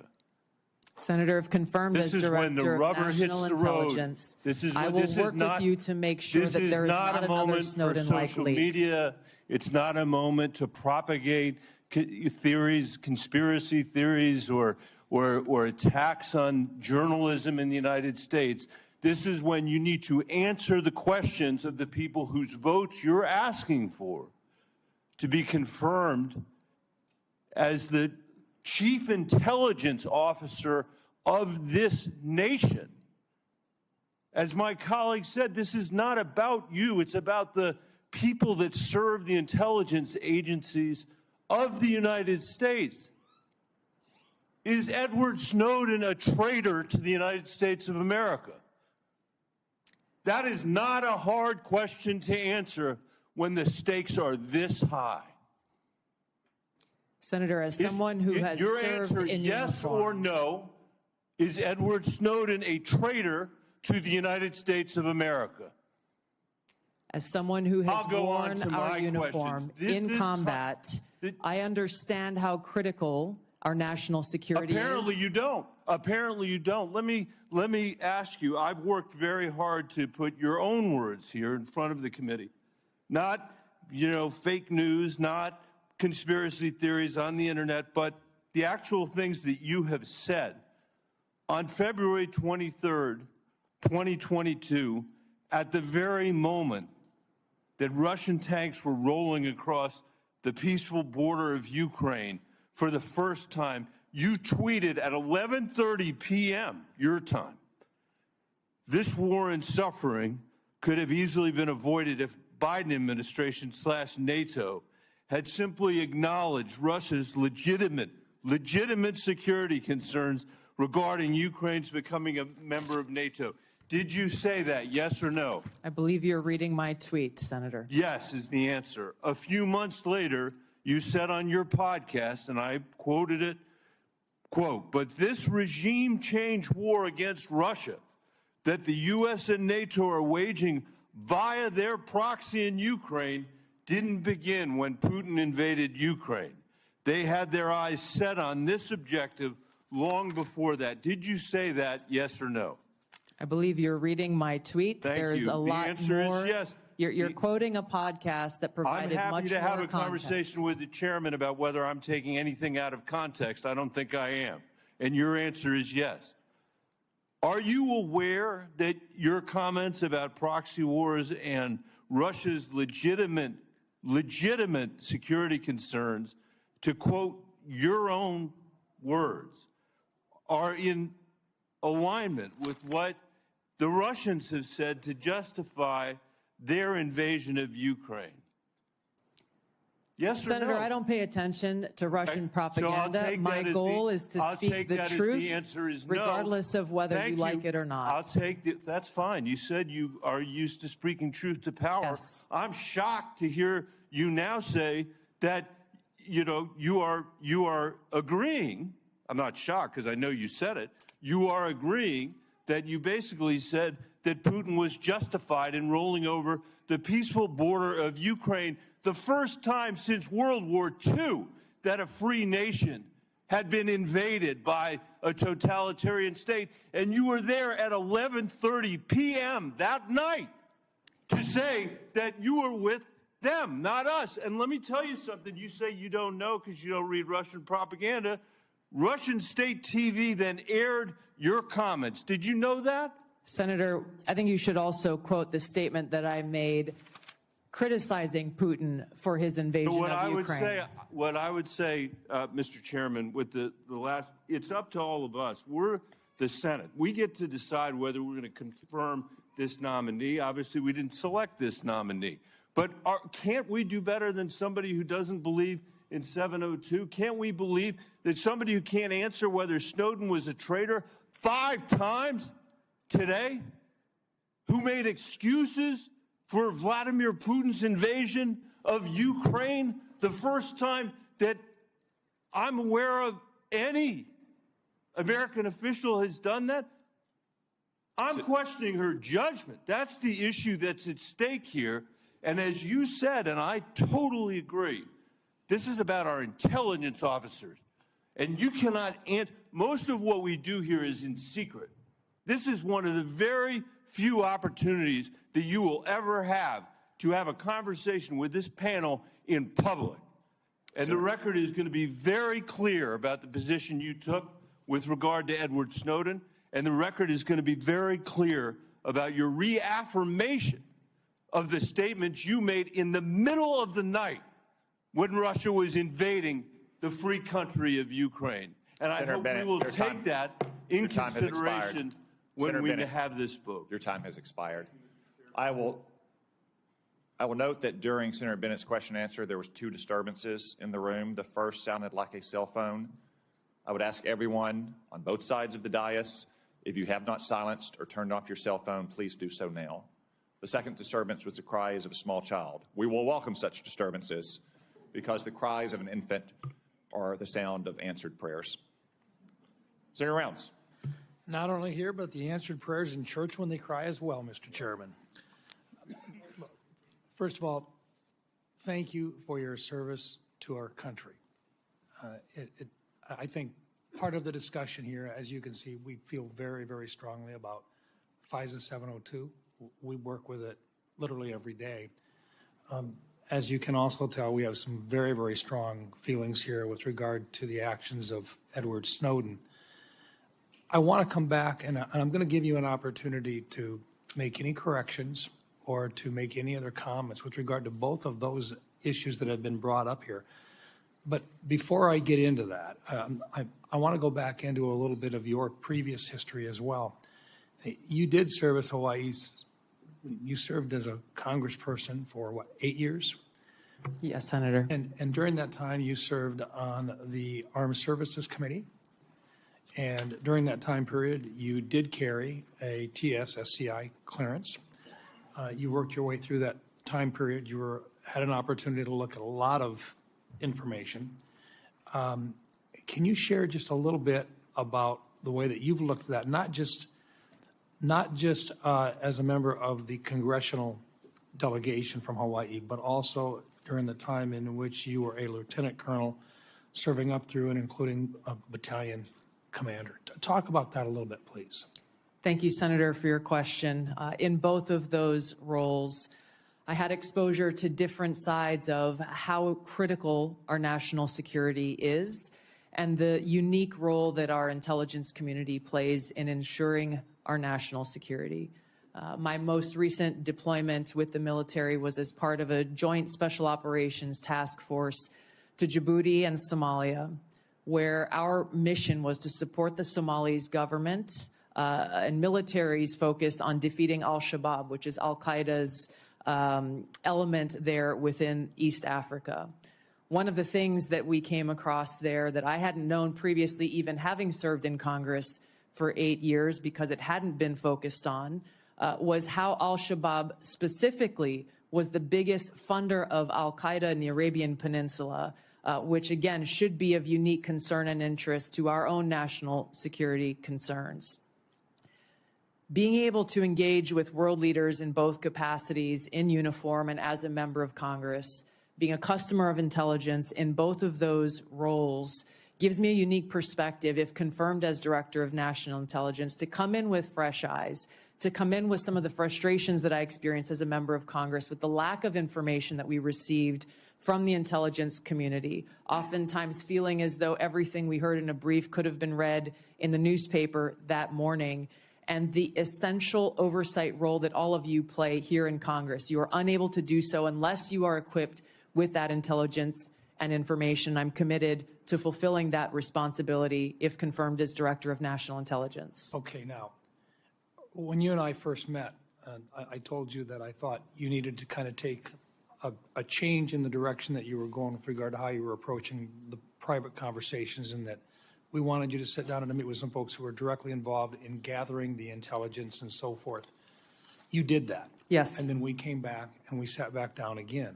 And what those individuals who I had talked to and I asked you to talk with shared with me that they thought that you were a quick study and that you had the opportunity to look at a number of the issues that this committee considers to be extremely sensitive, 702 in particular.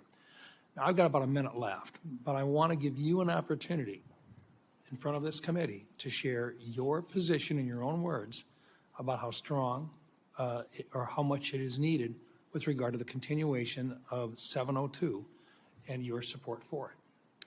Thank you, Senator. 702 provides a unique security tool and capability that is essential for our national security. There are a number of areas that we would be blind from a national security perspective without this capability. It also must exist next to having safeguards in place to ensure Americans' civil liberties are protected. As you know, Senator, it is illegal under 702 to target any U.S. person. There are several other sections within FISA that speak to some of the civil liberties reforms that you all passed in last year's legislation. So let me finish with this. 702 in its current form stays in effect for the next year. You would agree that there were reforms made which fixed a number of the items that you had a problem with in the first place. Is that correct? It's correct, Senator, and some of those reforms that you enacted were a specific to some of the legislation that I introduced back when I was in Congress, such as prohibiting the abouts collection as well. Thank you. Thank you, Senator Round. Senator Gillibrand. Thank you, Mr. Chairman. Thank you, Ms. Gabbard, for your service, both in Congress and in our U.S. military. I want to talk to you a little bit about your perspectives on China. How do you view China in your national security role? Our relationship with China is one that is complex, given how closely our economies are linked. There are a number of challenges and threats that need to be navigated with respect to China, some of which have come up most recently with this very serious cyber exploitation in Salt Typhoon and Volt Typhoon that seemingly took us by surprise, and the compromising of our major telecom companies and an area of significant and great concern. So some of your past statements that are relevant to China are concerning because I don't think it fully appreciates China's perspective towards the United States. For example, with regard to TikTok. Your past statements have essentially said that requiring domestic ownership of TikTok is a violation of civil liberties, and the national security concerns are complete BS. Can you explain why you have this view on TikTok? The position that I previously made, obviously not as a member of Congress, as you consider the TikTok legislation, were centered around the protection of Americans' First Amendment rights and the lack of data privacy legislation, frankly, that would apply to TikTok, Facebook, X, all of these different social media applications that collect on us as users of these applications. There were other provisions within that legislation that granted very vague and grandiose authorities to the president on deciding which private companies are or are not a national security threat. So let's talk about China specifically, because this is where I want to make sure you understand what's at stake. We've had concerns over many years that when China owns infrastructure, it can manipulate that infrastructure. It can use it for spying. It could use it, turn it on or off. And you've actually addressed some of the most recent cyber attacks that we believe China had relevant participation. The challenge is if China owns TikTok, it means they can spy on the United States, on the American people. It can take all the data from our children. It can change the narrative about what people are talking about through their algorithms. If it wants to create misinformation or malign foreign influence, it's very easy. So can you understand why it's so important that we require domestic ownership of TikTok?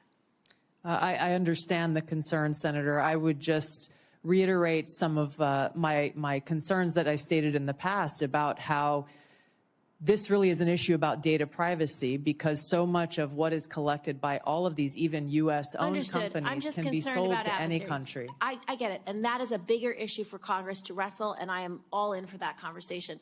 But I want you to appreciate China.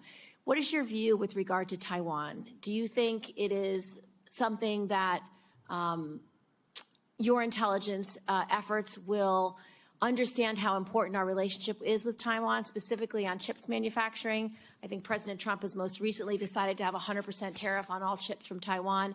And your statements, particularly about the bill we passed, the CHIPS Act, to make sure that domestic production is invested in, and so that we have that supply chain, and so we have that national security. But your public statements about the CHIPS Act have been very negative and don't seem to appreciate how important that independence is for our national security, to be beholden to China, to be beholden to Taiwan, to be in a place where we can't do our own national intelligence. Yes, Senator, I fully support the investment in building and strengthening our own domestic capabilities. If I recall, that legislation had a lot of other provisions in it that had nothing to do with the production of our own capability, and I felt were a distraction away from and a potential obstacle towards achieving that. So you will recommend to the president that we continue to invest in the semiconductor industry in the United States for our own independence as well as our own national security? Yes, Senator, and I would base my recommendations on a number of all of these issues, if confirmed as D&I, based on the full assessment of the intelligence picture, so that the president understands the ramifications and the potential cost towards any one of these policy positions that he will make and all of you will make. And last, I want to return to the Soleimani strike. At the time, you said it was illegal, that President Trump did was illegal, would cause very significant problems down the line. What is your position on that strike, and will you be able to advise the president in future issues with regard to national security? Those broader issues that I raised with regard to war powers, I have been consistent on. I didn't have access to all of the information behind that strike at the time, and my concerns were that that may be an escalatory action. President Trump was right. There was no escalation beyond that, and his policies towards Iran turned out to be very effective for our own national security. Thank you, Senator Gillibrand. Do you disagree with the president taking away the protection for those who are now being targeted in retaliation for the Soleimani strike, such as previous Secretary Pompeo? Senator, I can't answer that without being able to look at the intelligence assessment and the threat assessment for that or other decisions. Thank you, Senator Gillibrand. Senator Young. Tulsi, good to see you. We had a nice visit in the office. Thank you. Appreciate you being here today. It was clear from that visit in the office that we share a lot of concerns about ill-advised foreign regime change interventions, about the weaponization in certain instances of our domestic law enforcement and intel authorities. Let me talk about something, Edward Snowden, on which we may not agree. It's been recognized he fled overseas with the numbers 1.5 million classified documents. He shared them with the press. He absconded to China and Russia. Do you have any response to the bipartisan findings of the House Intel Committee, which stated that, quote, Snowden caused tremendous damage to national security, unquote, including to military, defense, and intelligence programs of great interest to America's adversaries. I'll give you an opportunity to respond, hopefully briefly. Thank you, Senator. As I've said before, Edward Snowden broke the law, and I do not agree with how he chose to release information and the extent of the information and intelligence that he released. It's my focus on the future, and I think we can all agree that we do not want to have another Snowden-type leak, and I've laid out specific actions, if confirmed as DNI, to do that. Okay. Well, it's notable you didn't say, yes, he clearly hurt in various ways our national security. The same House committee also reported that based on DoD assessments, should the Chinese or Russians access certain documents relating to DoD capabilities that we know Snowden stole, quote, American troops will be at greater risk in any future conflict, unquote. Do you have any reflection on this assessment? I would be very concerned about that. I have not had access to the information or intelligence that led to that assessment, but anything that puts our men and women in uniform unnecessarily at risk should be a grave concern. Yeah. I share that sentiment as a former Marine Corps intelligence officer. When we find that Americans, whether private citizens or contractors or uniformed personnel, have shared sensitive designs about military technology or plans to a foreign government, however well-intentioned, we rightfully throw the book at them. Snowden did just that, yet you have argued, and many times, that he should be pardoned. You introduced legislation, as has been discussed here. He's been able to publicly hide, as I see it, behind this facade of being a so-called whistleblower. But he likely endangered American lives through his actions. So as the leader of the intelligence community, how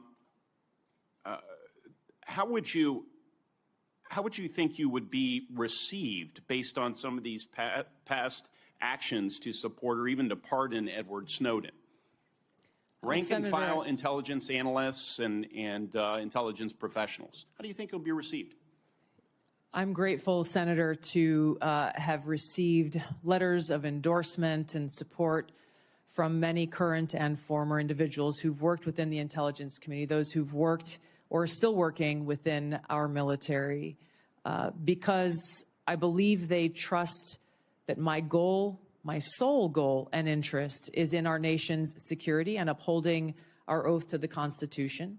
And they trust that if confirmed as Director of National Intelligence, I will take the very specific steps that I have laid out in informing every single person within the intelligence community about the legal pathways they have to blow the whistle or to bring any concerns to the forefront, to include coming directly to members of Congress, to limit access so that we don't have people who are E3s or E4s or people in any situation taking it upon themselves to release classified information, giving them a direct line to me to once again make sure that we are all fulfilling our responsibility to ensure our national security and uphold our Constitution. Thank you.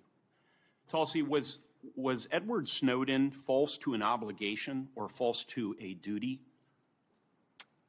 I don't understand what you're saying. False? Yes. Did he betray a duty? But did he betray the trust of the American people? Which is, according to Merriam-Webster, that's the definition of a traitor.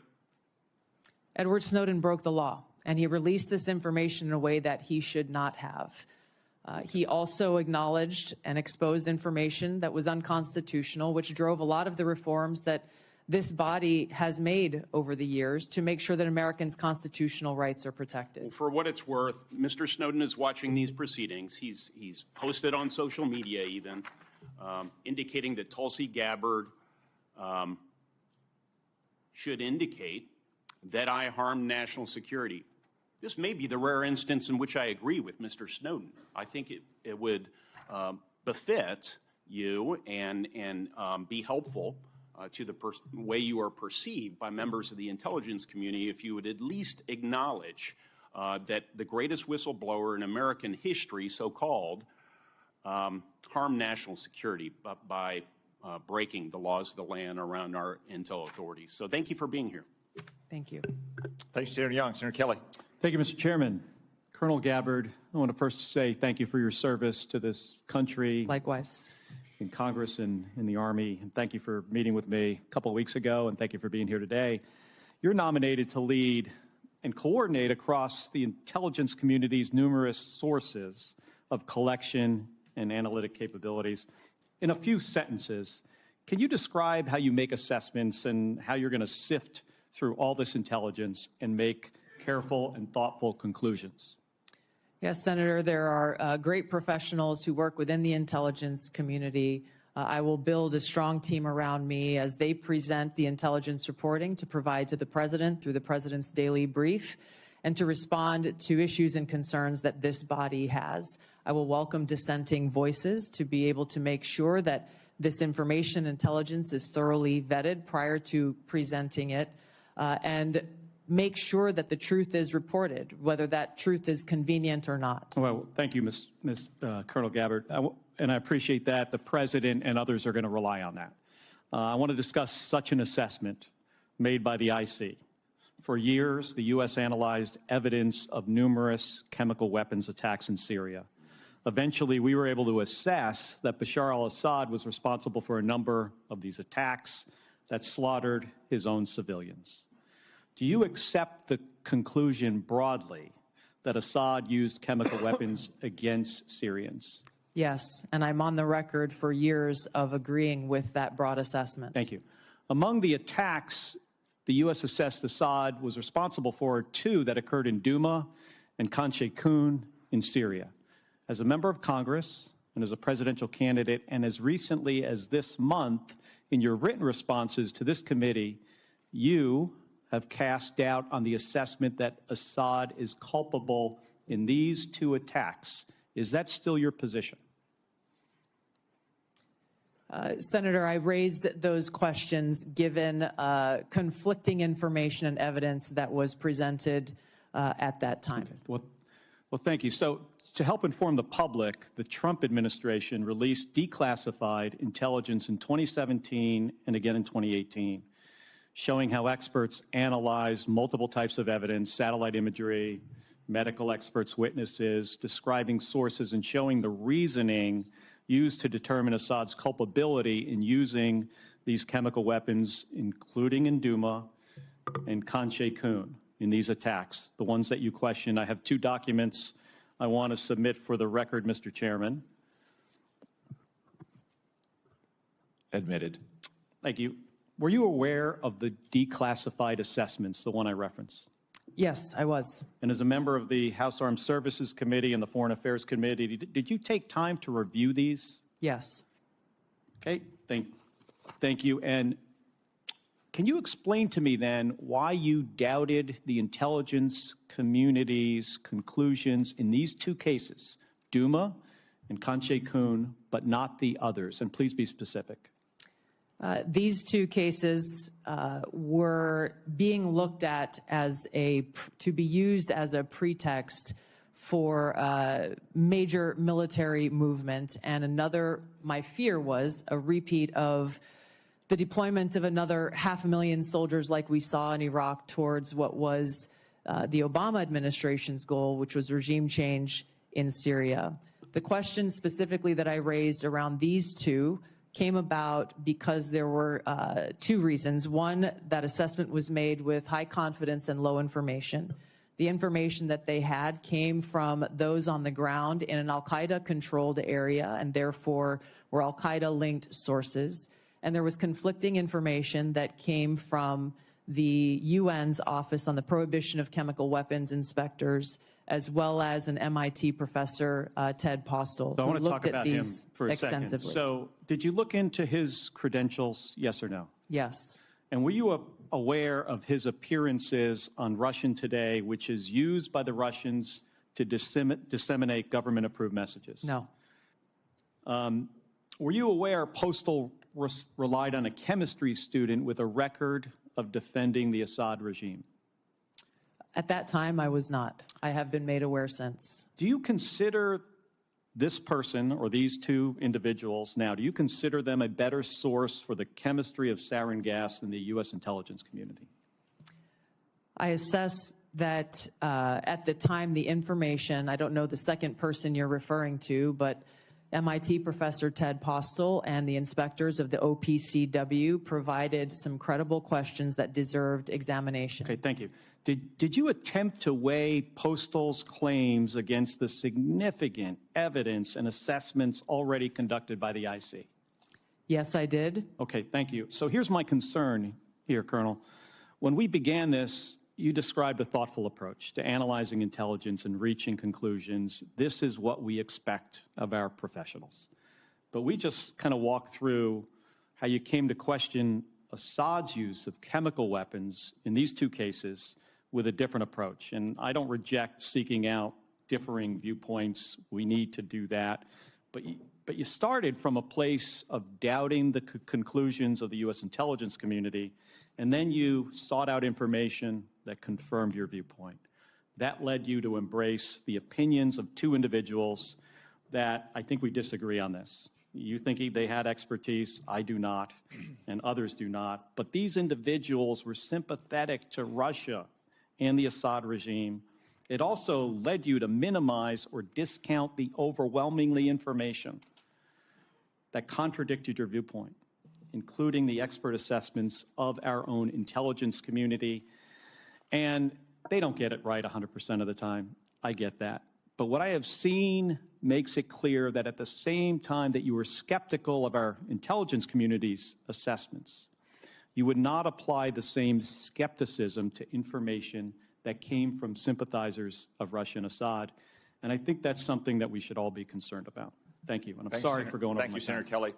I want to recognize and welcome to the committee our newest member, Senator Budd, although we all regret Senator Rubio's departure. We're all pleased, as evidenced by the 99-0 vote, that he is now the Secretary of State, and also pleased that we have a great new member on our committee. Senator Budd.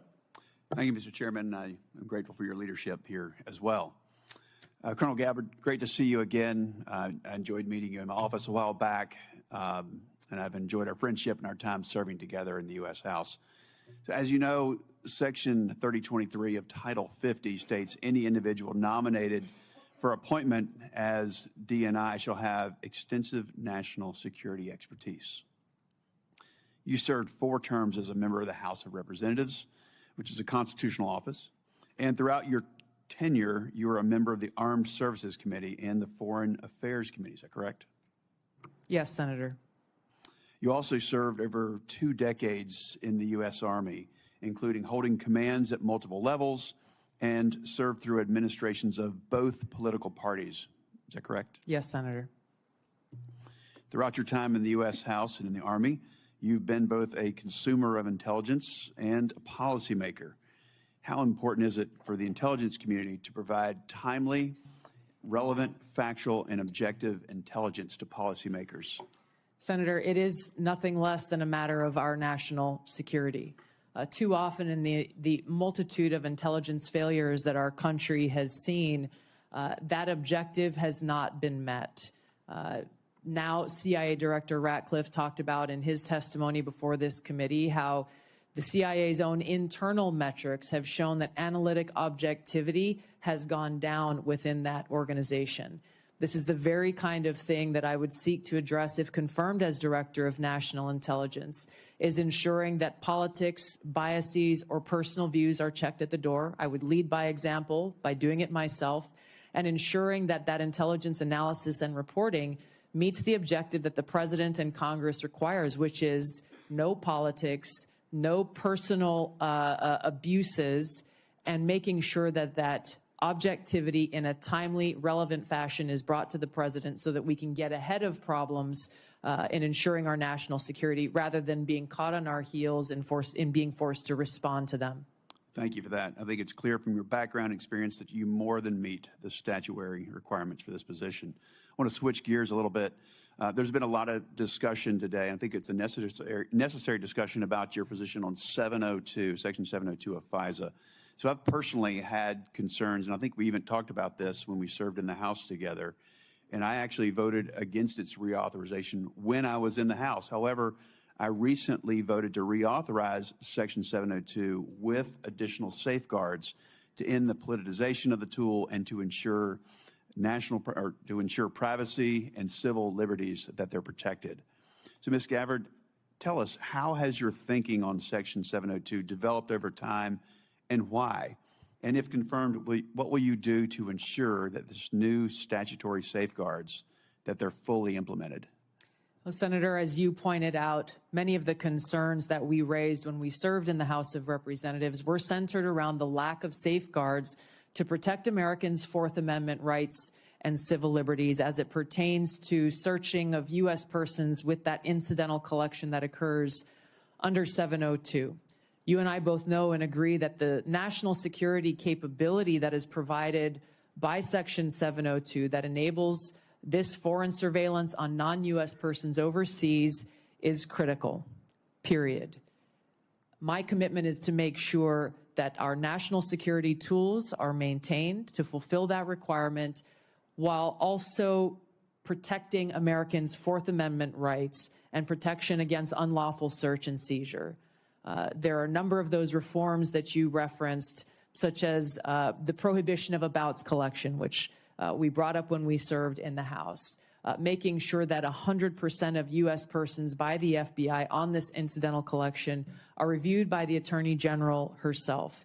There are a number of other reforms that I believe strengthen significantly those safeguards, a number of them that I had worked to try to bring into place when I was in the House of Representatives.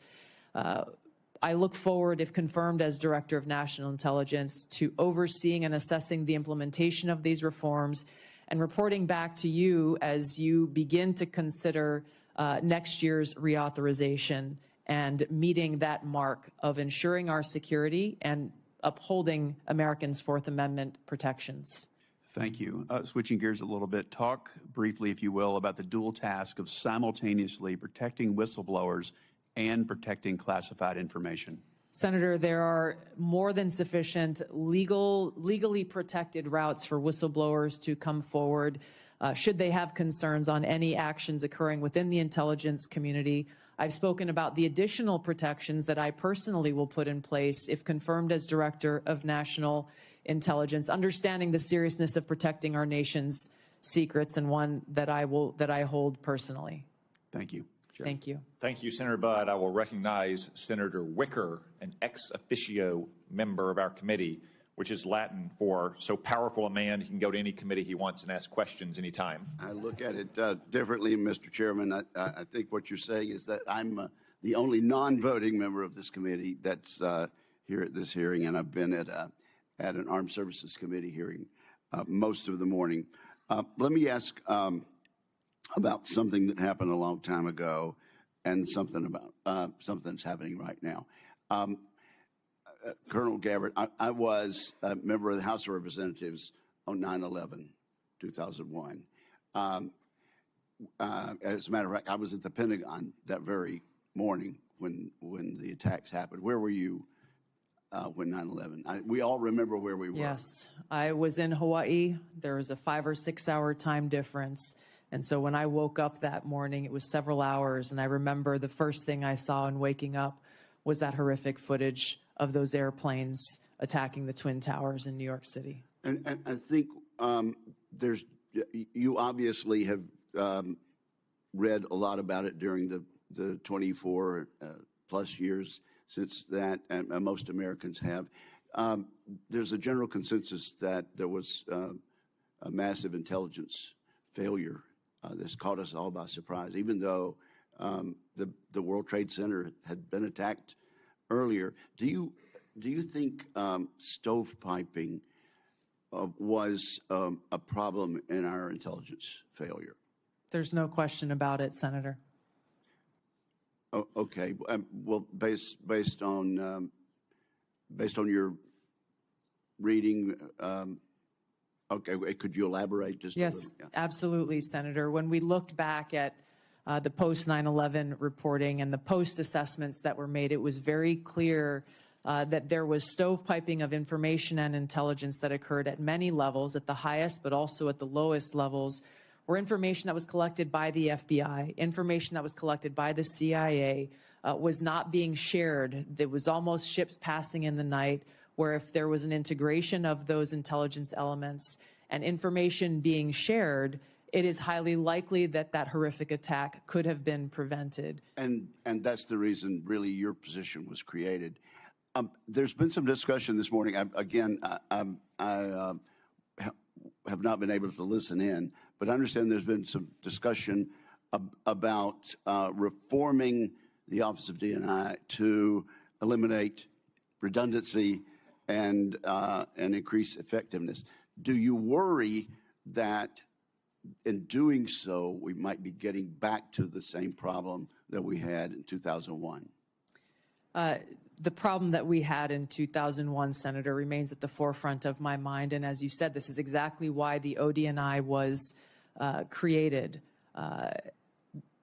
Given my limited vantage point not being in this seat, I am concerned that there are still problems with stovepiping that need to be addressed. And in some cases, my concern would be that unnecessary bureaucratic layers may be contributing to that problem. This is where coming in and being able to really take a fresh look, given my experience and my background, will be essential to making sure that the ODNI is accomplishing the reason why it was created in the first place. Okay, and I have a lot of suggestions about how to make the Department of Defense more efficient also. I would simply caution you before I move on to my other quick question, that as we are trying to eliminate overlaps, that we avoid getting back to the thing that created your agency to start with. Now, let me just ask about anomalous health incidents. I know you're not in the intelligence community yet, but having read, as most of us have, about these Havana syndrome incidents, what is your understanding of that now, and what are your plans? Yeah, Senator, thank you for this question. It's been deeply concerning throughout this period, from the first time this was discovered so long ago to where we are today, that the intelligence community still has failed to identify the source and the cause for Havana syndrome, as it's commonly known, even as many people who are in service are suffering the consequences of it. I look forward, if confirmed as Director of National Intelligence, to addressing this, of course, making sure that those who have been impacted are getting the care that they need and deserve, but getting to the truth behind how and why this has occurred. Are you saying that we're not any closer to understanding where these came from? Based on my understanding, there has not been any definitive reporting from the intelligence community on the source and the cause for these anomalous health incidents. Okay, well, perhaps you'd like to, I could follow up on the record. I'd look forward to that. I think there's some more public information that is recent about that. Thank you, ma'am. Thank you, Senator. Senator Wicker. As I acknowledged at the outset, it is the custom of this committee to allow a follow-up question for senators who remain present at the end of the regular 5-minute round of questions. I remember, everyone, this is a follow-up question, not a 5-minute round. We will have Ms. Gabbard in a closed session where each of us will have yet another 5-minute round of questioning. Is there any senator who wishes to be recognized for a follow-up question? Senator Wyden. Thank you very much. Ms. Gabbard, there was an area that I believe is still uncertain, and this is what my question's about. Earlier this week, the Trump administration illegally attempted to withhold federal funds from a broad range of organizations. I'm interested in knowing what you would do if President Trump told you to withhold congressionally approved funds from the Intelligence Community Inspector General. So my question is, if President Trump orders you to withhold appropriated funds from the Inspector General, will you refuse that illegal order? I don't believe for a second President Trump would ask me to do something that would break the law. That's not what I'm asking. I'm asking, if you are asked about an illegal order, what will you do? You can say, oh, it'll never happen. What will you do if you're dealing with an illegal order? My commitment has been and will be, if confirmed as Director of National Intelligence, to comply with the law. Given Are there, Senator Wyden, Senator Wyden, you've actually asked two questions already, Senator I'm not Wyden. asking a question. You've asked two questions. I said there's one question allowed. Are there other senators who would like a follow-up question? Senator King. I'd like to follow up on my line of questioning about Edward Snowden and understand how you analyzed the facts leading up to your 2020 bill providing him with a pardon. There was the House committee report, which granted was redacted, but under the heading, what damage did it cause, were 5.5 pages of redacted material. I would have thought that would raise a question in your mind. Secondly, Edward Snowden, there are about 20 countries that don't have extradition treaties with the U.S. He chose to go to Russia, become a Russian citizen. Given that information, how did you decide to introduce a bill providing him with a pardon? Introducing a bill in the United States Congress is not the same as a tweet or a commentary on a podcast. I'm concerned about your apparent lack of interest in the scope of Edward Snowden's traitorous activities. Senator, I've answered some version of this question many times in this hearing already.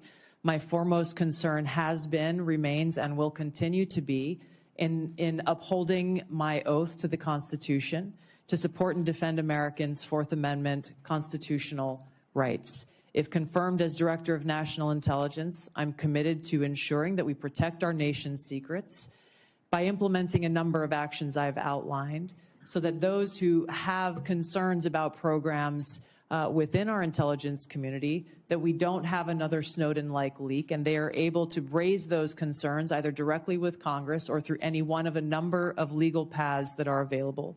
And I think it's also important, and in line with many of the bipartisan concerns I've heard from this committee, in security classification, security clearance and classification reform, in narrowing severely those who have access to the most sensitive and compartmentalized intelligence reporting and capabilities. Senator Bennett. Thank you. Thank you for your generosity, Mr. Chairman, in letting us have a second question. Thank you again for hanging in there with this discussion, Colonel Gabbard.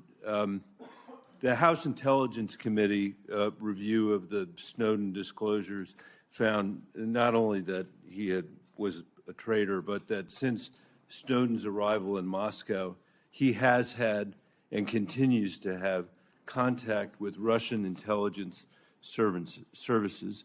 You can see the deep concern on both sides of the aisle here. You had in your opening statement all kinds of complaints about former officials in the intelligence agencies, the United States press, the journalists, the media, Democrats, suggested that you weren't being treated fairly when you were coming here. No condemnation at all for this, which leads me to wonder why it is so hard for you to say that Edward Snowden was a traitor to our country. And the question I guess I have for you is how, if you can't say that, you feel that the concerns that this committee has, that we need somebody here who will actually honor their oath, as you said.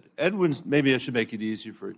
Edward Snowden did not honor his oath to the Constitution, which is what you just said was the most important duty, most important obligation that you have in this role.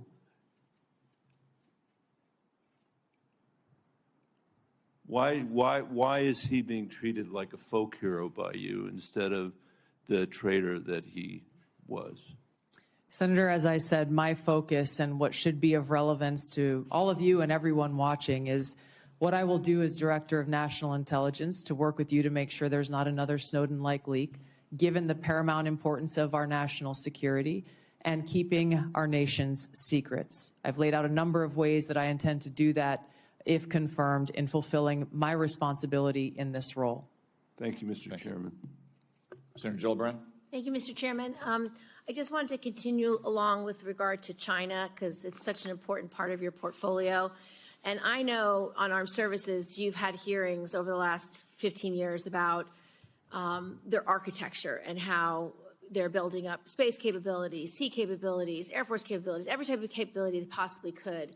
And that aligned with their malign foreign influence and with their ambition with regard to Taiwan. It just creates a very dangerous scenario and concerning one.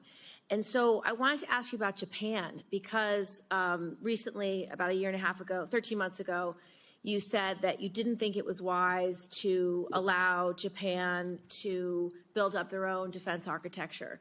And you thought it was short-sighted. Can you speak a little bit about that? Because our alliance with Japan is so important in our ability to defend against malign activities of China, not only geographically, but because for the last 50 years, they've been close allies, allies that we rely on.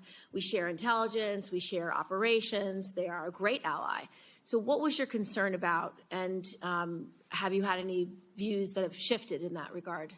Yeah, thank you for the question, Senator. I agree. Japan has been a strong ally of the United States in a different capacity as a member of the Hawaii National Guard. I've gone and conducted training missions in Japan with the Japanese Self-Defense Force. Their forces and their constitution has been primarily focused on self-defense.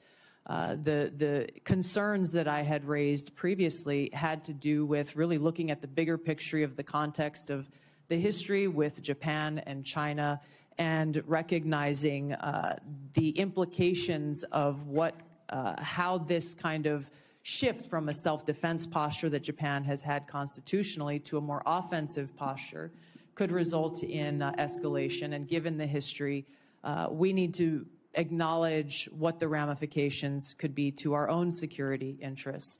And that's something that I am looking forward to being able to provide to all of you and to the President, if confirmed as Director of National Intelligence, is that in-depth analysis and assessment so that various policies or actions that you all or the President are considering are fully thought through, given that broader context of nuance of history and the complexities that exist within the Asia-Pacific region. Having grown up there, I'm very familiar with. But you do Thank you, Senator Gillibrand.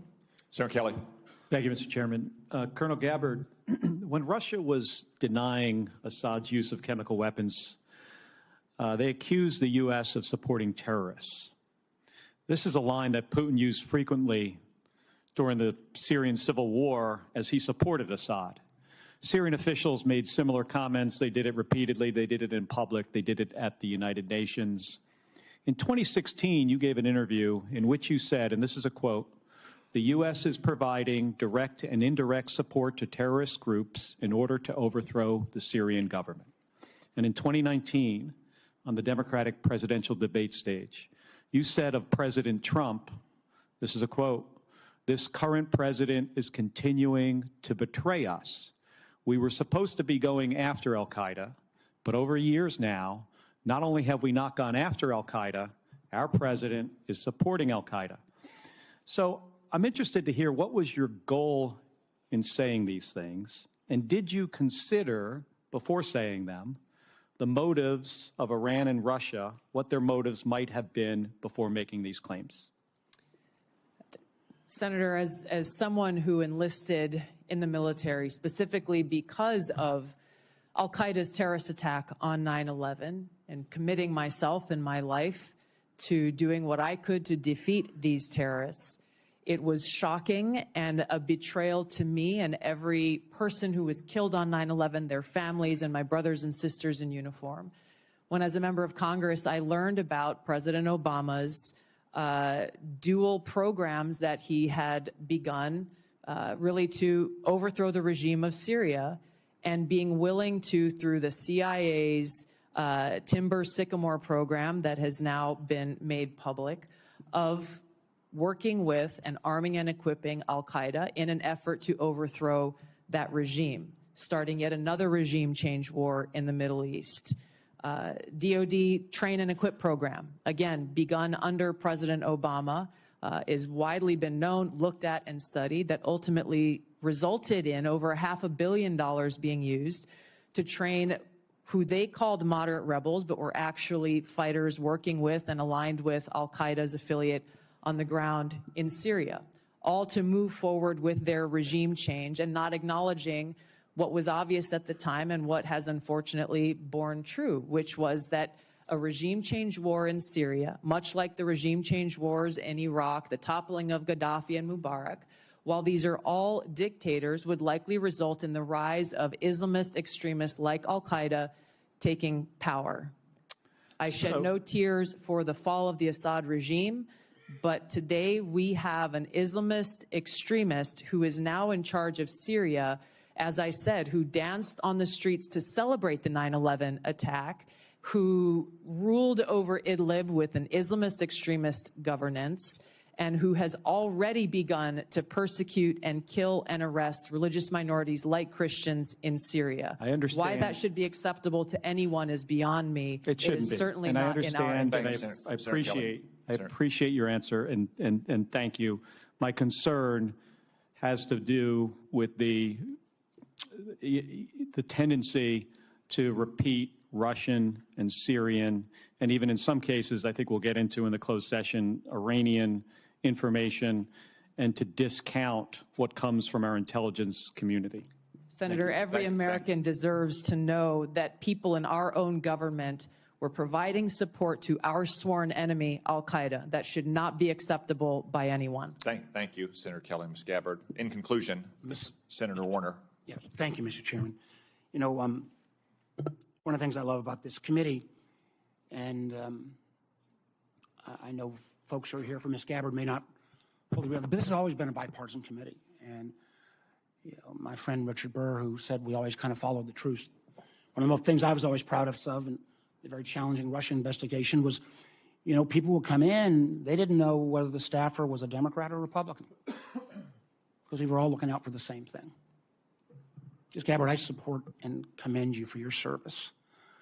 But we have heard this morning taking some individuals' advice on chemical attacks, not taking American intelligence community that, as we subsequently discovered, had iffy ties, not enough due diligence. We've heard this morning on your trip to Lebanon that you weren't fully aware that the folks who originally paid for the trip had these relations and ties to this Syrian party. I know I've asked you, and I understand on the trip that you said you met with Shia religious figures and you didn't know who were there, who they were. I can understand that, although I can't imagine Shia religious figures that in the Bekaa Valley that didn't have ties to Hezbollah. And we can have a difference of opinion on TikTok. The chairman and I feel very strongly that it is a national security threat. On 702, I'm candidly confused. I thought you answered Senator Wyden you're in favor of a warrant. Senator Cornyn, I thought you backed off of that. And then on Edward Snowden, you won't back off of Brave. You won't back off of your legislation. You won't call him a traitor. And I think, again, about this is being watched by our allies around the world. I think even RT's been tweeting about it today, blasting me. And the men and women of the intelligence community. I don't know how they're going to have confidence that if under your leadership, if somebody else stepped out, that you wouldn't take the same position that you've not walked away from on Mr. Snowden. So I guess my last question, and this is one I think was in some of the press, and I believe you and your husband took a trip to Rome last summer. And you know, I'm not talking about the conference.